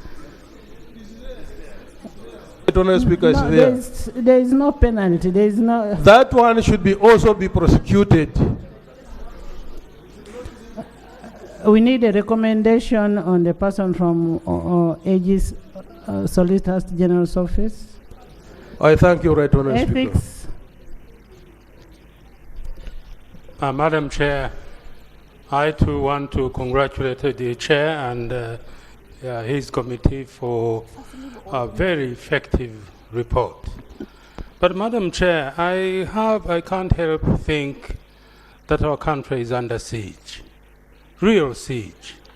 Just a short while ago, in your remarks, you talked about the conduct of some of our colleagues here. And I'm not surprised. As if it was planned, we now see this report giving us a detail that really leaves us completely amazed. And I wonder, where will our help as a country come from? Because what we are seeing now, Madam Speaker, is a situation where clearly lawlessness is obtaining. And it's not trade only, I can suggest, Madam Speaker. It's what we are listening to here is obtaining in other institutions.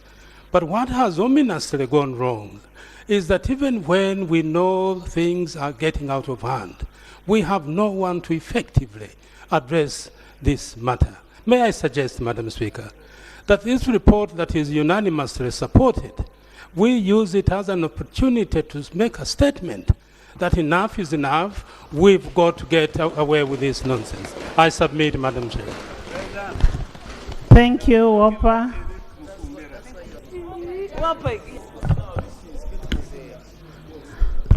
Thank you very much, Right Honourable Speaker. Right Honourable Speaker, it's extremely sad when you see us struggling to provide services to Ugandans, and then you find money being allocated to a sector, and the money is misused in this way. You see the Ministry of Finance coming to the floor of this house to borrow funds to try and meet some of the expenditures in the budget when the money is actually being squandered. We actually have enough money in this country, but the money is being, siphoned by a few individuals. It is a shame that somebody who was at the level of a deputy managing director and felt that she was unfairly removed from NSSF, and the president was convinced that maybe she was unfairly removed and given this position of permanent secretary. And then you see all this that in the Ministry of Trade, Right Honourable Speaker. There is even more, Right Honourable Speaker. There is even more. This is just a tip. I don't want to talk about what is other reports that we're handling under the Public Accounts Committee. But there is a problem, Right Honourable Speaker. So what amendment are you making? Right Honourable Speaker, looking at what has happened, not only in the Ministry of Trade, but Solicitor General's office that was also an accomplice in this fraud. Right Honourable Speaker, all these people must be interdicted. For me, I'm not happy with the IGG's office. Right Honourable Speaker, we have referred reports to the IGG's office, and you have given them 60 days to report back. They have never reported. On the reports, there was one on the rats, the famous...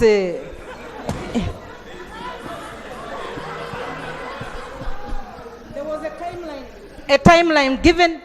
The report has never come back. Right Honourable Speaker, I don't know where we are going to go if an institution of government that is supposed to deal with corruption has become something else and does not handle these matters urgently. So Right Honourable Speaker, that I want to make is that let all these people be interdicted and let the CID handle this report other than the IGG's office, Right Honourable Speaker. I have seen them messing up in these matters. Thank you, Right Honourable Speaker. Give your neighbor. Thank you very much, Right Honourable Speaker.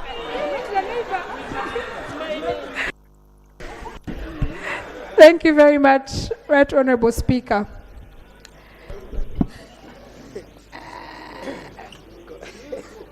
Right Honourable Speaker, my recommendation is very simple. I am so saddened by the fact that this Parliament makes very, very good reports. And this is not the first good report that we have come up with. But if we look at history, have the reports been implemented? And for me, I have been on ad hoc committees on investigation, and it breaks my heart to see that the people who do this work, we spend sleepless nights, we come out with all the information that the chair has come up with. But at the end of the day, there is nothing. We can get excited here and debate and say interdict, but tell me one recommendation that this Parliament has made that has been implemented. Right Honourable Speaker, I wish the Deputy Prime Minister was not distracting you, because it is as if the thieves in this country know actually that our recommendations are not... Honourable, whatever you're saying is recorded. Thank you. You actually don't need my ears. Yes. It is recorded. Right Honourable Speaker, we have made very good recommendations in this Parliament. I was just being whispered to a person who was in the 9th Parliament that there was a recommendation about the same person that he should never be appointed.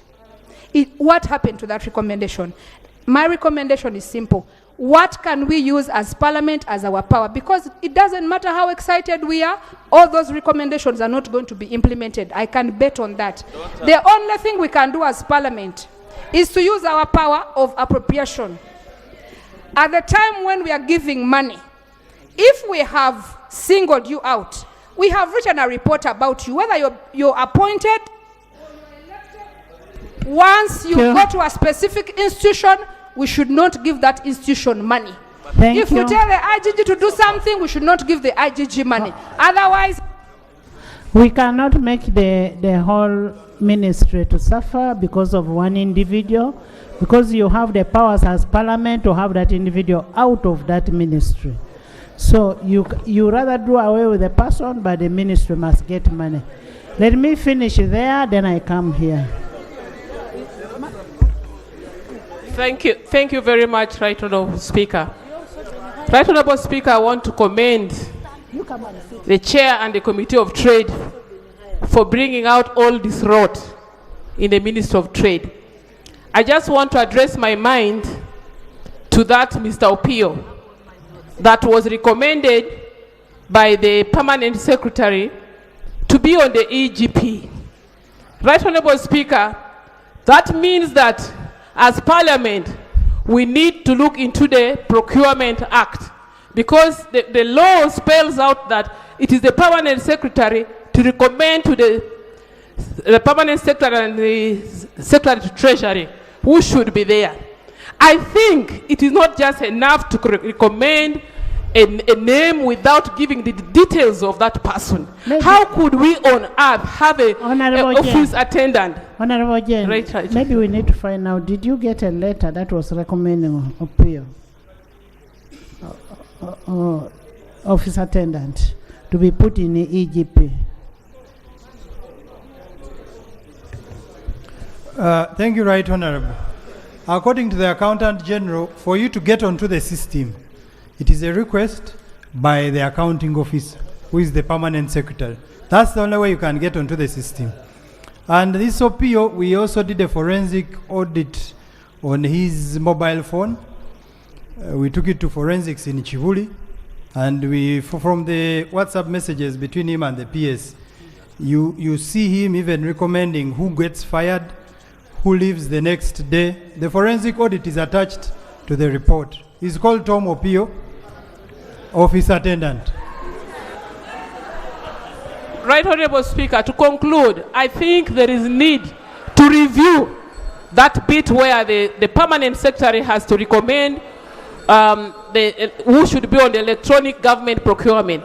Whereas we are investing money in the electronic procurement, we may end up even losing much more as a country, given this scenario that we have seen in place. I thank you, Right Honourable Speaker. Thank you. Thank you. Sylvia.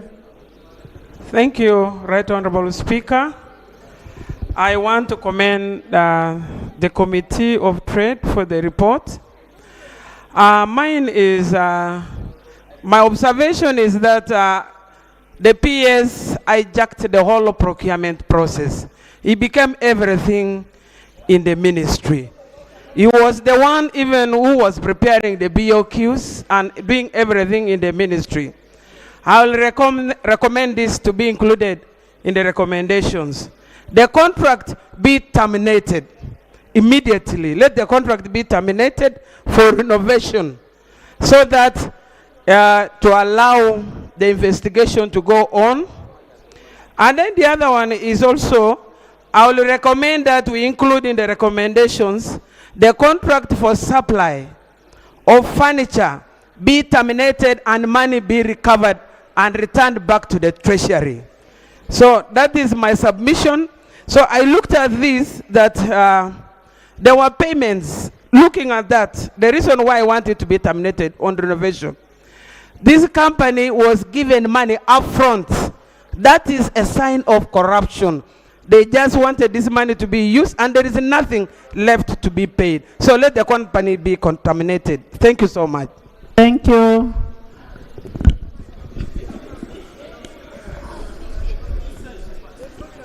Madam Speaker. I am coming back to this line.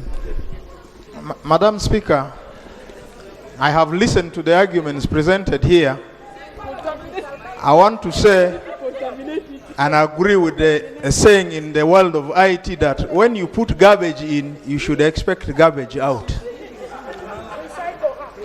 The history of people who are in charge of what we're talking about is well documented.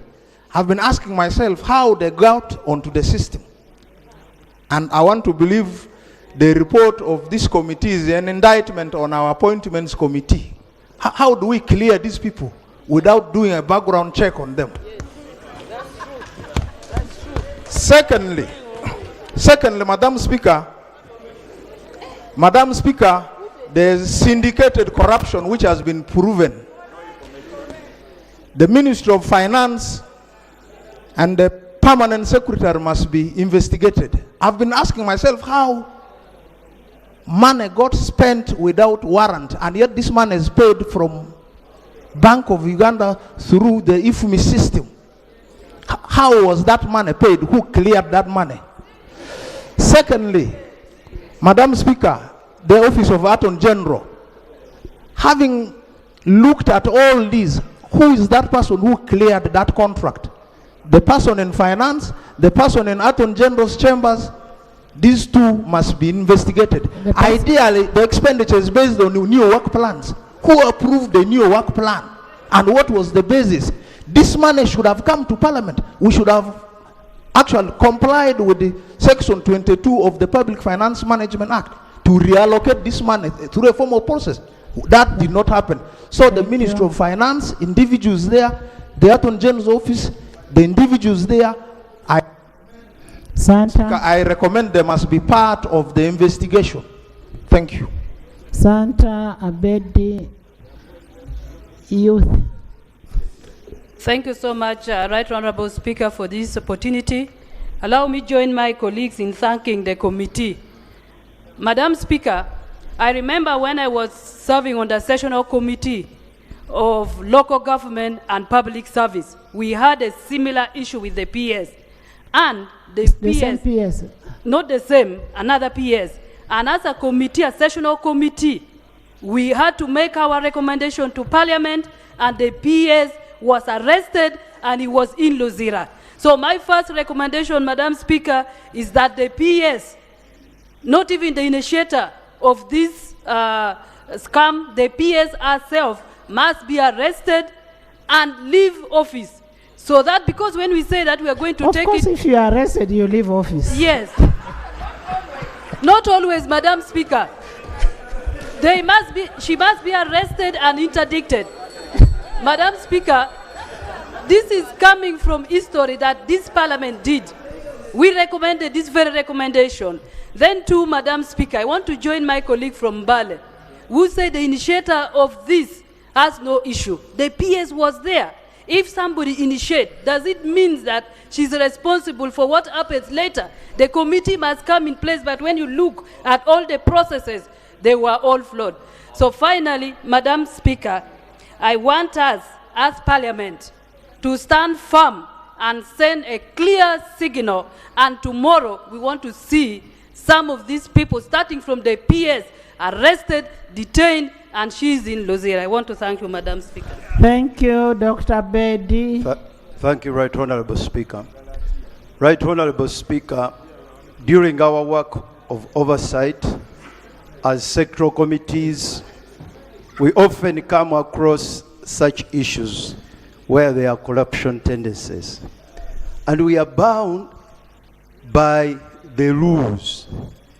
Every time we want to touch them, we are told that that is a work of the Accountability Committee.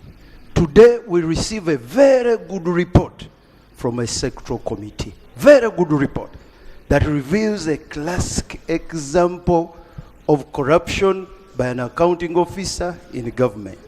My recommendation, the rules should be amended, and we expressly put, where necessary, a sectoral committee can be involved in those investigations. So that There is no need of amendment of rules. Rules are very clear.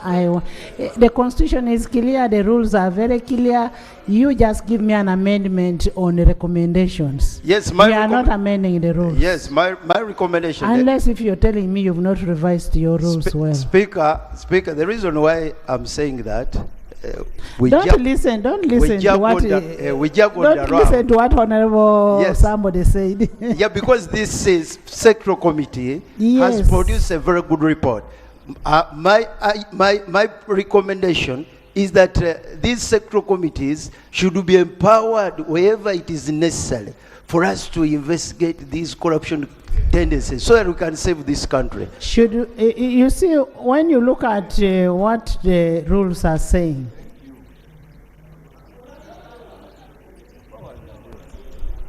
we have the powers.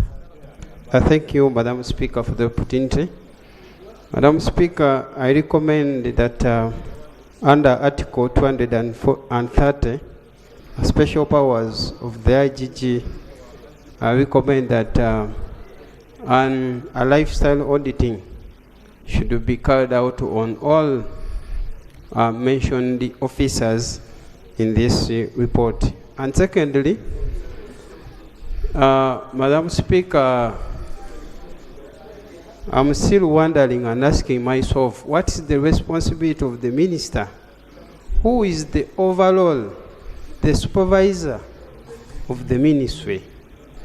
Then if we leave him out of this saga, then what is he doing in that office? Then we should leave it to honor the PS and the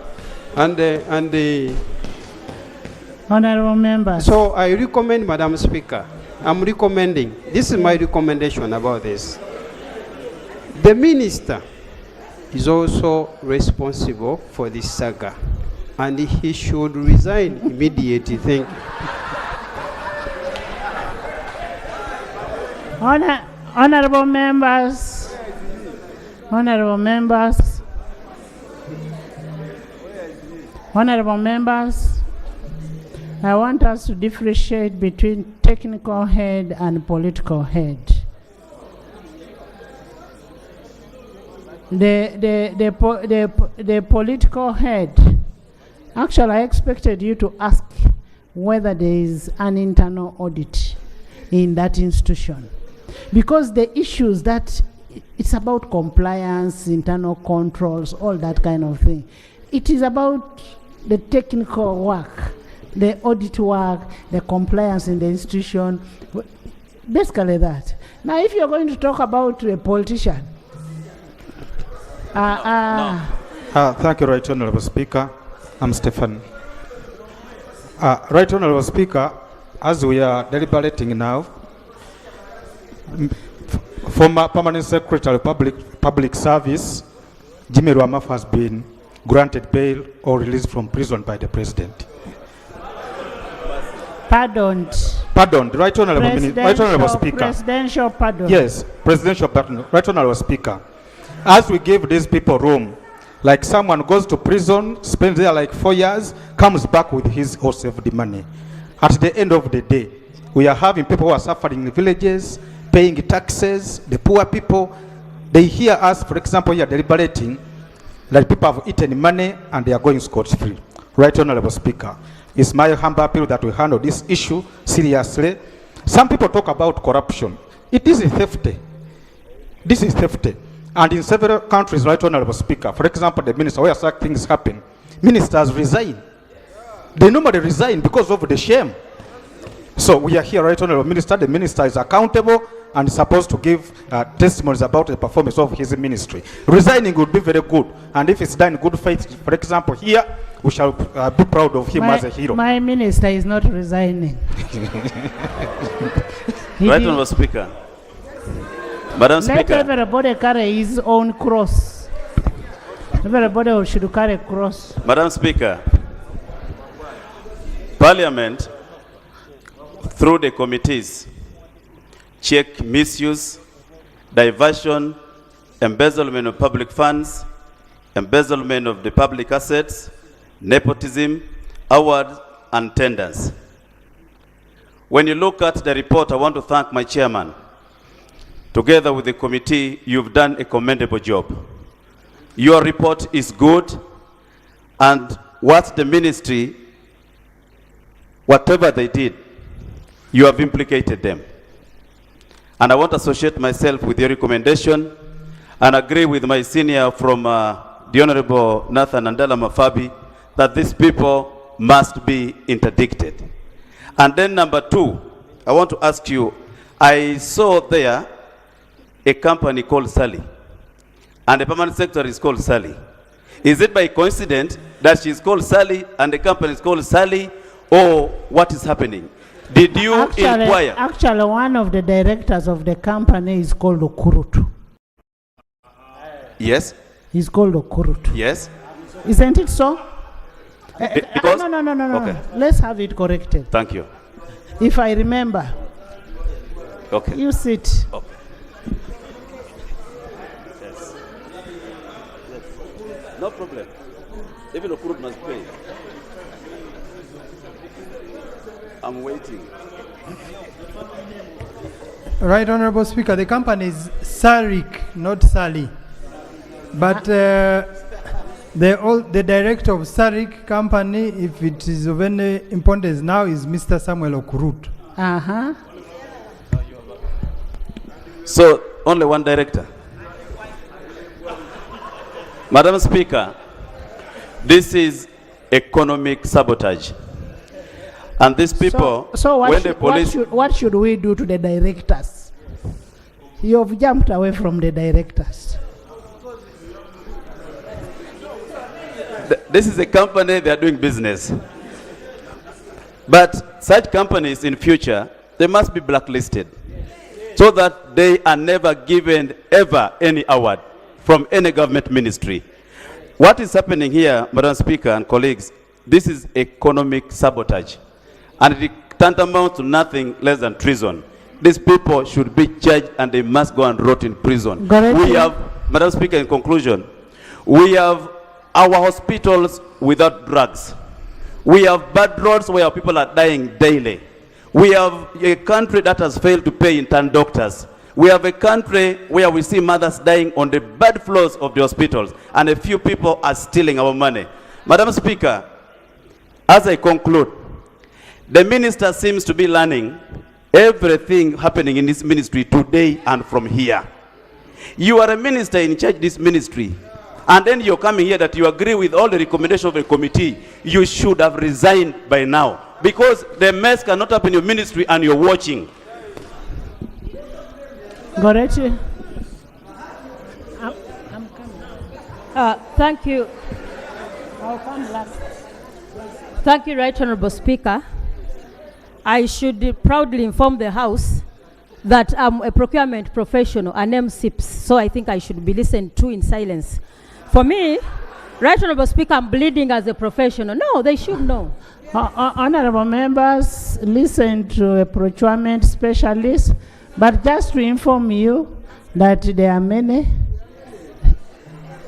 When you talk about accountants, there are many. Lawyers, we are many.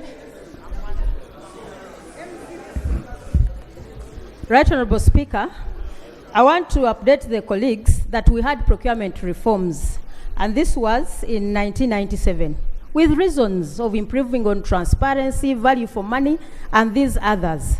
When look at such actions happening now, when we've made so many laws under procurement, in the interest of improving the efficiency and effectiveness of management in public funds.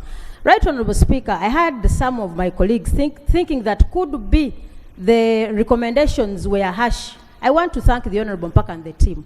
I think we should just add on what they recommended in the report. Right Honorable Speaker, procurement is a process. I do recommend that whoever had a responsibility in the whole process must be held accountable. But my question is, do we have internal systems in these organizations? We are talking about a transaction of financial year 21-22 and 22-23. We have internal auditors. What have they been doing? We have PPDA that conducts annual audits. That is what professional accountants asked. So, Right Honorable Speaker, for me, this brings me back to PPDA as an authority. I want to question, what has PPDA been doing when such things have been happening? Right Honorable Speaker, PPDA should be brought on board as a line supervisor of all these agencies in the line of procurement. The Solicitor General should be brought on board because they okayed the whole process. The reason as to why we have so many stakeholders in procurement is to have an oversight on every step, because this government, the country spends over 65% of its budget through procurement. But Right Honourable Speaker, I want to question, people have been talking about ministers. The President told us that whoever becomes a whistleblower under this should inform him. So we are becoming whistleblowers. We are informing him that this ministry has challenges. So we expect him this time around to act. We are showing him that the Ministry of Trade has issues. So the fact that this has happened under his supervision, Right Honourable Speaker, the President should come back, should also be held accountable, because he does assign some of these ones. Thank you, Right Honourable Speaker. Olanya, Andrew. Thank you, Madam Speaker. I want to thank the Chair of the committee for the very well documented report. Madam Chair, if you look at the report, pages 35 and 36 is a component of ERDS, Electronic Record Document and Requirement System. They mentioned a figure of 155 million just for profiling, for many other things. So I would like to recommend that in addition to what we've proposed here, that we have a value for money audit of the system itself, because we have assigned 192 billion under digital transformation program. Now, how are we using that money to actually transform government to an electronic government? Otherwise, the report is very good. I just recommend that one thing that we added there. The value for money audit. Yes, Eddie. Right Honourable Speaker, thank you very much. And colleagues, I want to thank the committee. Mine is a generic issue where every organization here who fights corruption talks about corruption. It became a song, but I don't know who listens. Because IGG fights corruption, Parliament talking about corruption, police talking about corruption, and the corrupt are known. Why is it that the President cannot take action where he's supposed to take action? And why should we be lamenting every time? So it is criminal that people who are appointed abuse the office. Now, I would recommend that the way the appointments are done for permanent secretaries be reviewed, and we have a public hearing on them, so that we don't appoint people. Honourable members, listen to what he's saying. Even when we know that they are not good people, we keep quiet. Honourable members, the fact that the President appoints wrong people in offices and Ugandans see members of Parliament keeping quiet does not mean that Ugandans are stupid. They actually think that Parliament is not doing its work. You appoint a thief, he goes to office, and you know this person is a thief. So what is the role of the Public Accounts Committee? And honourable members, every year before we pass the budget, we must approve the accounting officers. And this House approves accounting officers. The question of approval, which is done by this House is not given sufficient time. Approval is not laying names of the accounting officers. They are supposed to give the names to members and give a feedback to the Speaker, who informs the Minister of Finance. Otherwise, why would they bring names here for approval? What's approval? No, you finish. No. Thank you, Honourable Speaker. I would think that if we are going to fight corruption, the person responsible to help this country is the President, is the consumer of all the information, both political information, social information. What has he done? That's what he should come, and I would recommend through you that the President comes to address Parliament on the state of the corruption in view of the World Bank position to us. I thank you. Thank you, Martin. Thank you, Right Honourable Speaker. Right Honourable Speaker, for some of us who sit on these accountability committees, this is something that is happening daily, year in, year out. You'll see a ministry today having the same issues the next financial year and the next financial year. Right Honourable Speaker, with all the mechanisms that government has put in place, corruption is just increasing.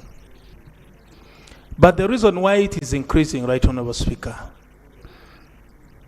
reports come here, we discuss them, we make our recommendations, very good, but we don't get the feedback. Neither does the public get the feedback on what action has been taken. Once this is... Maybe on a matter of feedback, once we pass this report, Honorable Minister, once we pass this report, we want the actions taken in 2 weeks. 2 weeks. We want actions taken, recommendation per recommendation, in 2 weeks' time. Right Honorable Speaker, thank you so much. Right Honorable Speaker, this should not just be on this particular report, because there are so many other reports that have come to this Let House. me first have on this report. Okay. I thank you, Right Honorable Speaker. Let me first have it on this report as we wait for Government Chief Whip to bring for us all the actions on the other reports. Okot? Thank you, Madam Speaker. Madam Speaker, the whole country is watching at us. Corruption in this country and stealing which is taking place in this country, it is not with Parliament, it's not with any other person, but it's just with our civil servants who handle money. And because of that, this is a system. Most of these people, whenever... Honorable Sechi, with the tinker.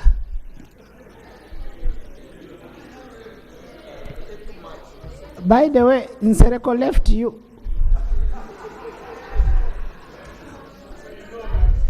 Honorable Tinker, can we finish with this report? With the sanctions? Thank you. Nathan, handle for me those people. Thank you. I know why they are trying to raise those issues, but even they know the answers. Parliament scored. It was a penalty. But of course, you know, the referee did not award us the mark. So for that matter, you cannot just raise your eyebrows to Parliament. But my point here is, in the 9th Parliament, Madam Speaker, we lost some big amount of money on these projects of PRDP. And the old style is not very far from this one here. There was a system, which that system was electronically being controlled. And the coding, it was only 1 or 2 persons who was responsible to make sure that that money could be approved. To our dismay, when Parliament debated the matter of that kind, no proper action was taken on those people. Can we have amendment to this? And therefore, to me, with all what took place by inflating the prices, by not following the Public Finance Act, by not doing things which is right, I think everybody, including even the ministers, because if I was the minister for that case, for example, I have to resign. What is my role as a minister in that aiding the whole unit? I have to take an actions. They are supposed always you all a meeting in your ministry. What do you discuss? What do you discuss if you don't discuss finance and money? So, Madam Speaker, everybody that has been named in this will take responsibility and step down before. And number 2, Parliament has the power of the High Court. Now that we have power of the High Court, we have power of the High Court. These people should be arrested. We have heard you. I thank you very much, Madam Speaker. Madam Speaker, I want to join the rest of the colleagues to thank the committee for the report that they have presented. Madam Speaker and colleagues, among our key obligations here is appropriation. And when the appropriation bill comes... Give me the amendment. We have had it all. I am summarizing, Madam Speaker. No, give us the amendment. Is there an amendment you want to bring? Yes. Bring the amendment. Yes. Madam Speaker, On appropriation, we look at the work plan, procurement plan, and recruitment plan as key.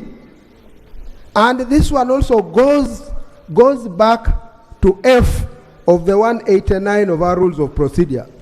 And that is in compliance with what the committee did to monitor government compliance with the approved plans and programs. Honorable So on that note, you're not going to repeat on my ruling. Amendments.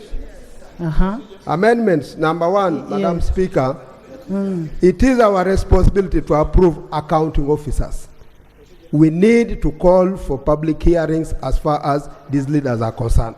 Number two, Madam Speaker, Public Finance Management Act 2015 must be adhered to the latter. Because many times we have seen gaps where amendments should come in. That's a sweeping statement. I want a particular.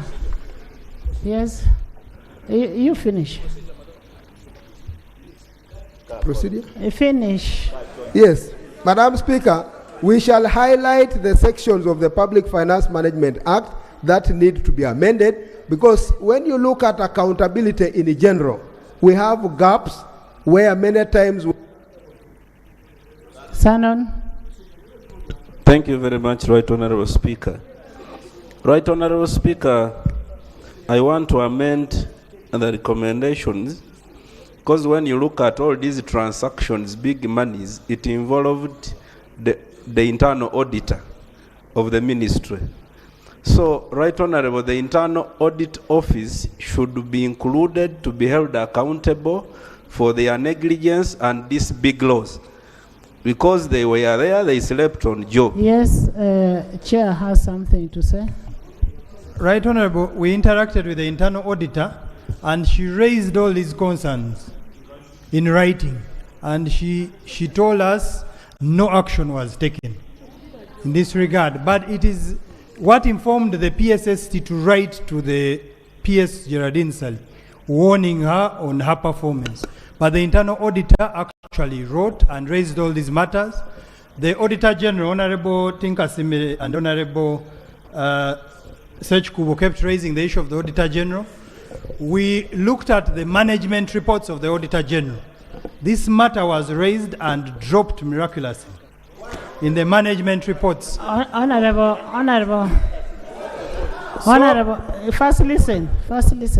We were actually. Now that is what now takes us to Auditor General.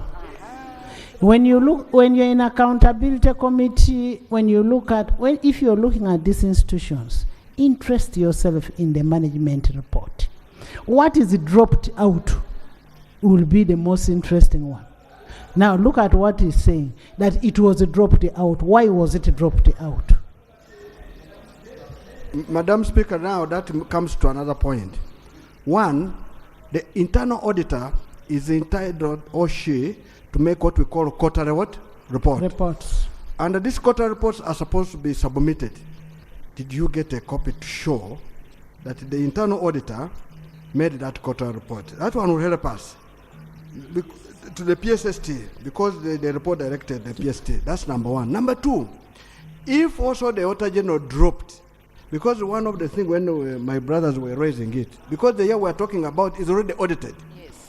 If the internal, also the external auditor dropped it, there must be a reason why. And if there's no reason, Madam Speaker, under the National Audit Act, if you get an external auditor committing a crime, he's supposed to go in for 12 years.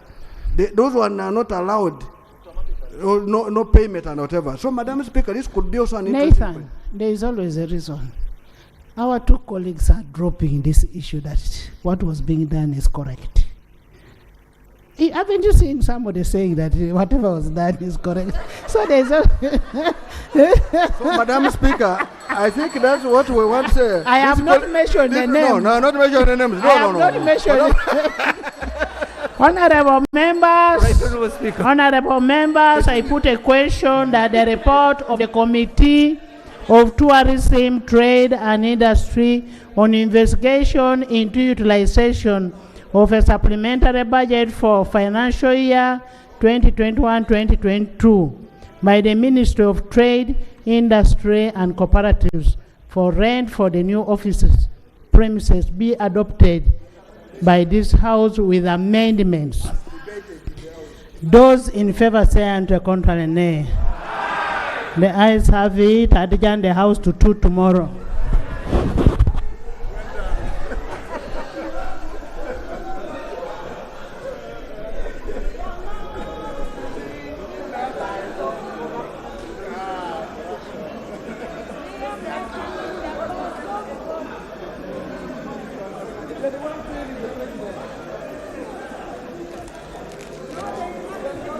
Huh?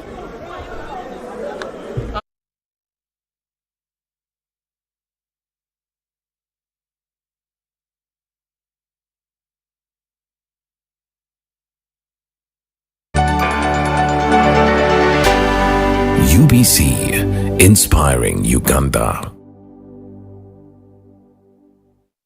Pick of the day on UBC.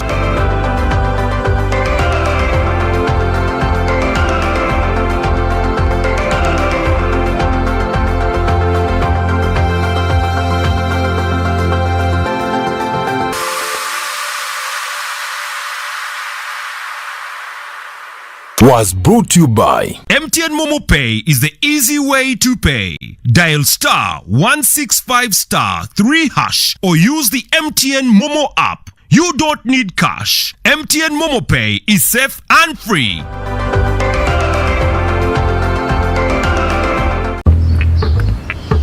Payamazi. Nsobola okusasula ne Momo? No. Ha. Hey, nsobola okusasula ne Momo? Ha. Yino merchant code yaffe. Oh. Kirungi. Sebo meka? Ebiri.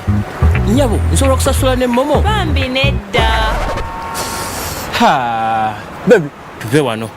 Bukibanga okusasula ne MTN Momo kigirako emigaso mingi n'egisingako eri buli omu. Tekikola makulu okubanga tugirina. Hello, nkimye rent. Nsobola okusasula ne Momo? Ha. Yes, osobola. Sasula obagula ne MTN Momo. Olwo tukuddize ssente. Ole weeki ya bwerere. Kozesa Momo app. Owanyiga *155*3#.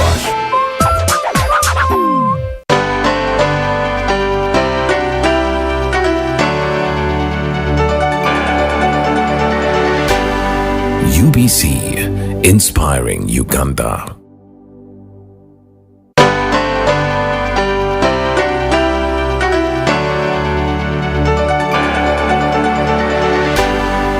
UBC, inspiring Uganda.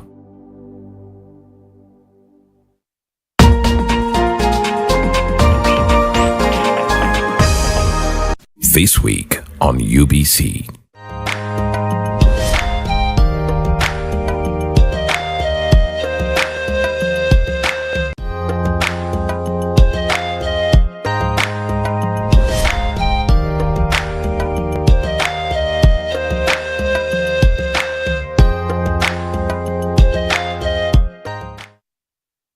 A new dawn on Behind the Headlines with me, Timothy Nyangweso. Every Wednesday, live in our studios in the heart of Kampala, we have conversations that have analysis, explanation, but not every truth is fact and not every fact is truth. Every Wednesday, 10 p.m. on your public broadcaster.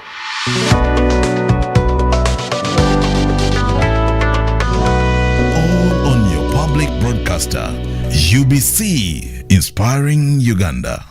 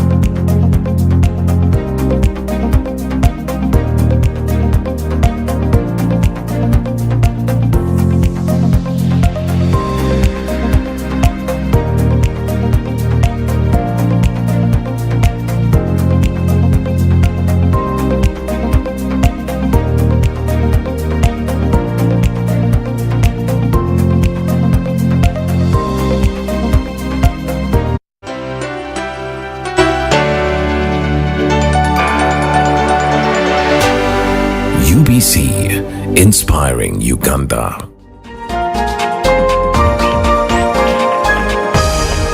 Up next on UBC, brought to you by Airtel. Download Airtel TV to watch and support Ugandan talent on The Voice Africa every Sunday at 8 p.m.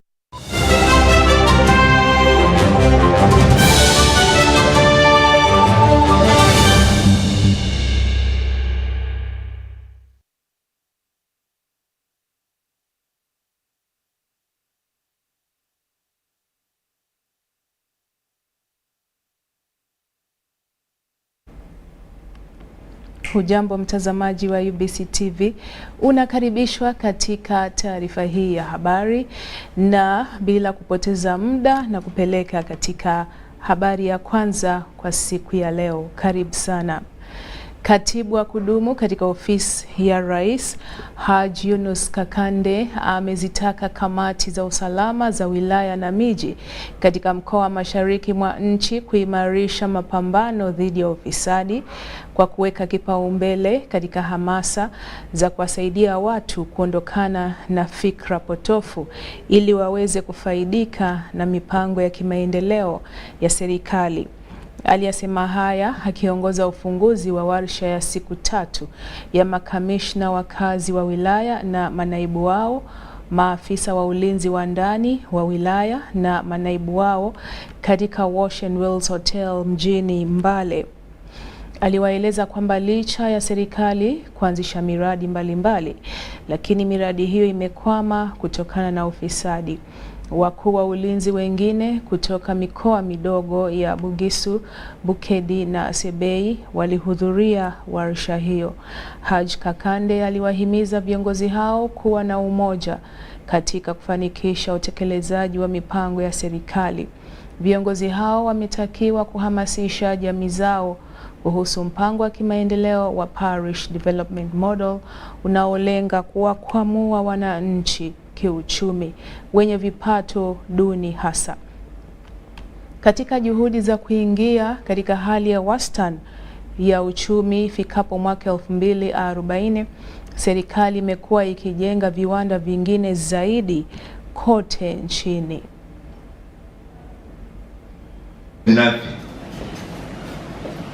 But I understand the president was here a week ago. He commissioned 15 factories. Just created 5,000 jobs for the young. Serikali za nchi za Afrika zimepewa ushauri kutambua ni sababu gani zinazopelekea uongozi wa nchi hizo za Afrika kutokuwa mzuri, kama viongozi kushindwa kutoa wajibikaji wa matumizi ya pesa, kushindwa kufanya kazi kwa ufanisi, wananchi kutojihusisha na mipango ya serikali na sababu zingine kama hizo. Akiwa katika hotuba yake kwa waliohudhuria mkutano huo wa nchi za Afrika uliofanyika Munyonyo, unaolenga kuboresha utoaji huduma kwa wananchi wa nchi za Afrika kwa ujumla, mchumi wa kimataifa anasema kuwa hasara kubwa za kifedha zinazobainika katika mataifa ya Afrika zinatokana na usafirishwaji haramu wa pesa nyingi nje ya nchi hizo na sio kutokana na ufisadi. Vile vile ukosefu wa huduma bora kwenye nchi hizo unatokana na viongozi husika kutojua ni wapi pa kuweka kipaumbele linapokuja swala la mgao wa pesa za serikali za nchi hizo, na ambapo pia sehemu kubwa ya bajeti za nchi hizo hutumika kulipa madeni. Ulipaji wa madeni hayo unaathiri huduma katika sekta zingine kama afya na elimu ambazo huishia kutengewa pesa chache. Wakati huo huo, hizo ni miongoni mwa sababu ambazo zinahitaji kuwekewa kipaumbele katika bajeti. Aidha, kulingana na wataalamu wa uchumi, uwepo mgawanyiko kati ya matajiri na maskini bado ni mkubwa, kwa kuwa huduma zote bora zinachukuliwa na matajiri, huku watu wenye vipato vya chini wakiendelea kukosa huduma bora. Hata hivyo, wadau wanashauri kwamba ili kuboresha utoaji wa huduma za umma, serikali zinahimizwa kuongeza juhudi na mbinu za ukusanyaji kodi na vile vile kuhakikisha kuwa usafirishaji haramu wa pesa nje ya nchi hizo unadhibitiwa.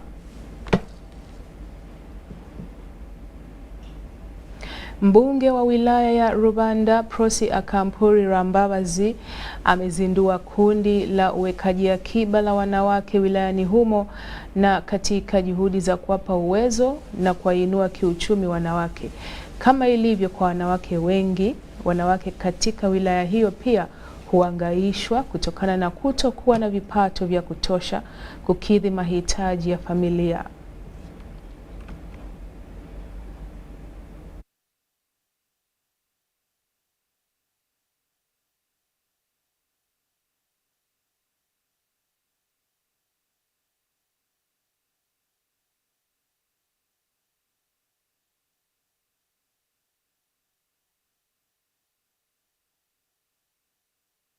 Sasa tupate mapumziko machache kutoka studio.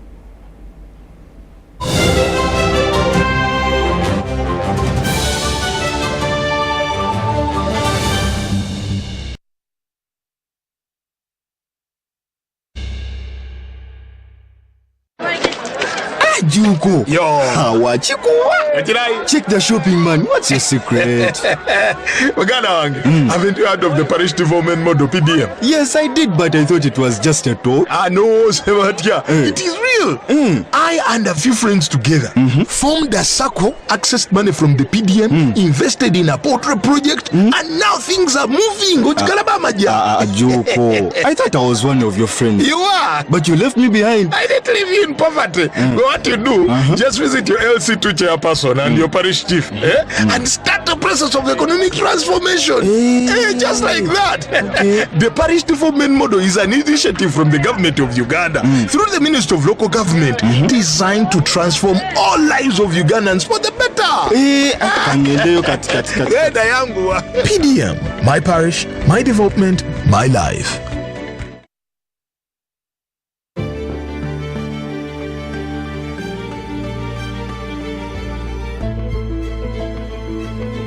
The land take for development of Tilenga, Kingfisher and East Africa crude oil pipeline projects in Uganda is approximately 6,900 acres with close to 10,000 project-affected persons.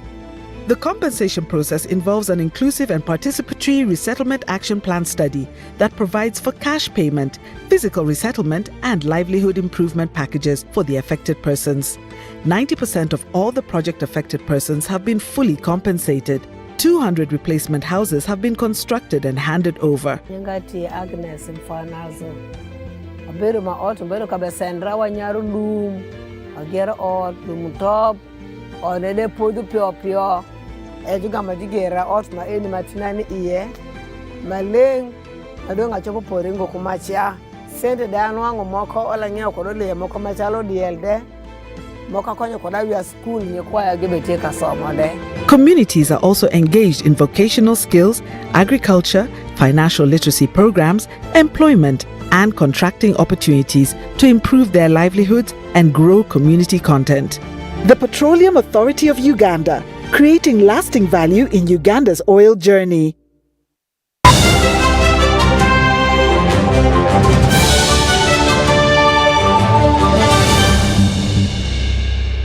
Wakazi wa mkoa mdogo wa Lang'o wameshauriwa kwenda kusajili ardhi zao kupunguza mizozo ya ardhi katika mkoa huo.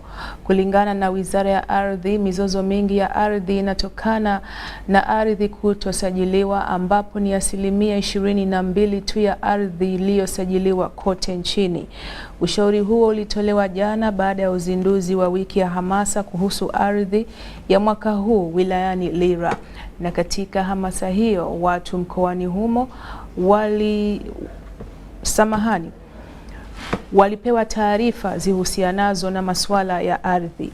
Sababu zingine zinazopelekea uwepo wa mizozo ya ardhi ni ukatili wa kinyumbani, ukosefu wa ajira na sababu zinginezo.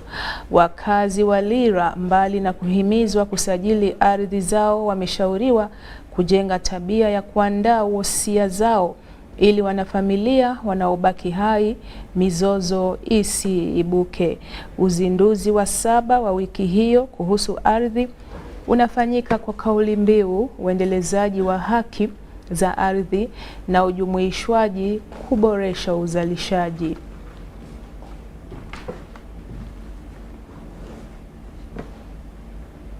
Askofu Ibrahim Musinguzi wa kanisa la Kipentekosti nchini amehimiza Wakristo wa Kagadi kuunga mkono mpango wa serikali wa Parish Development Model na siyo kusali pekee.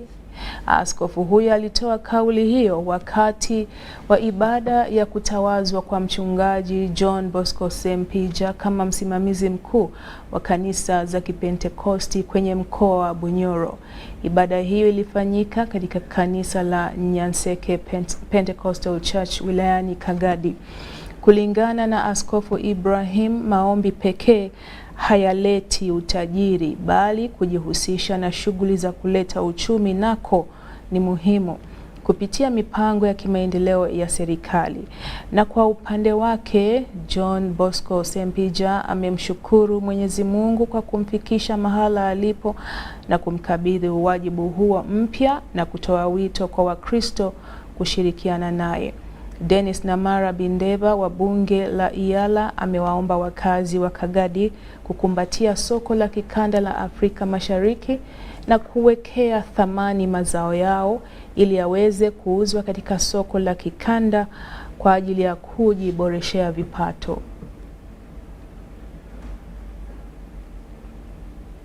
Na kufikia hapo, mtazamaji wa UBC TV, sina la kuongeza, sina la zaidi, ila nasema asante tu kwa kuwa nasi katika taarifa hii.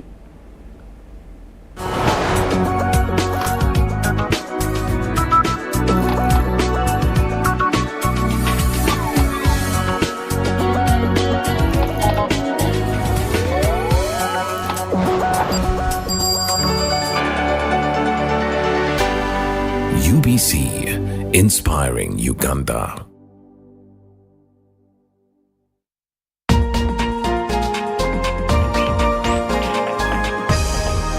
This week on UBC.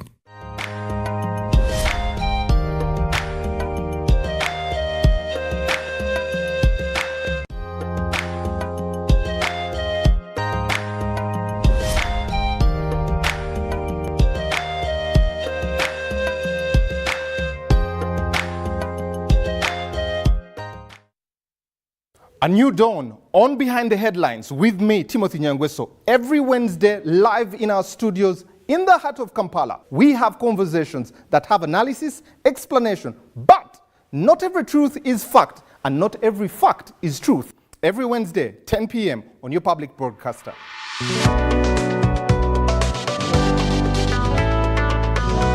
All on your public broadcaster, UBC, inspiring Uganda.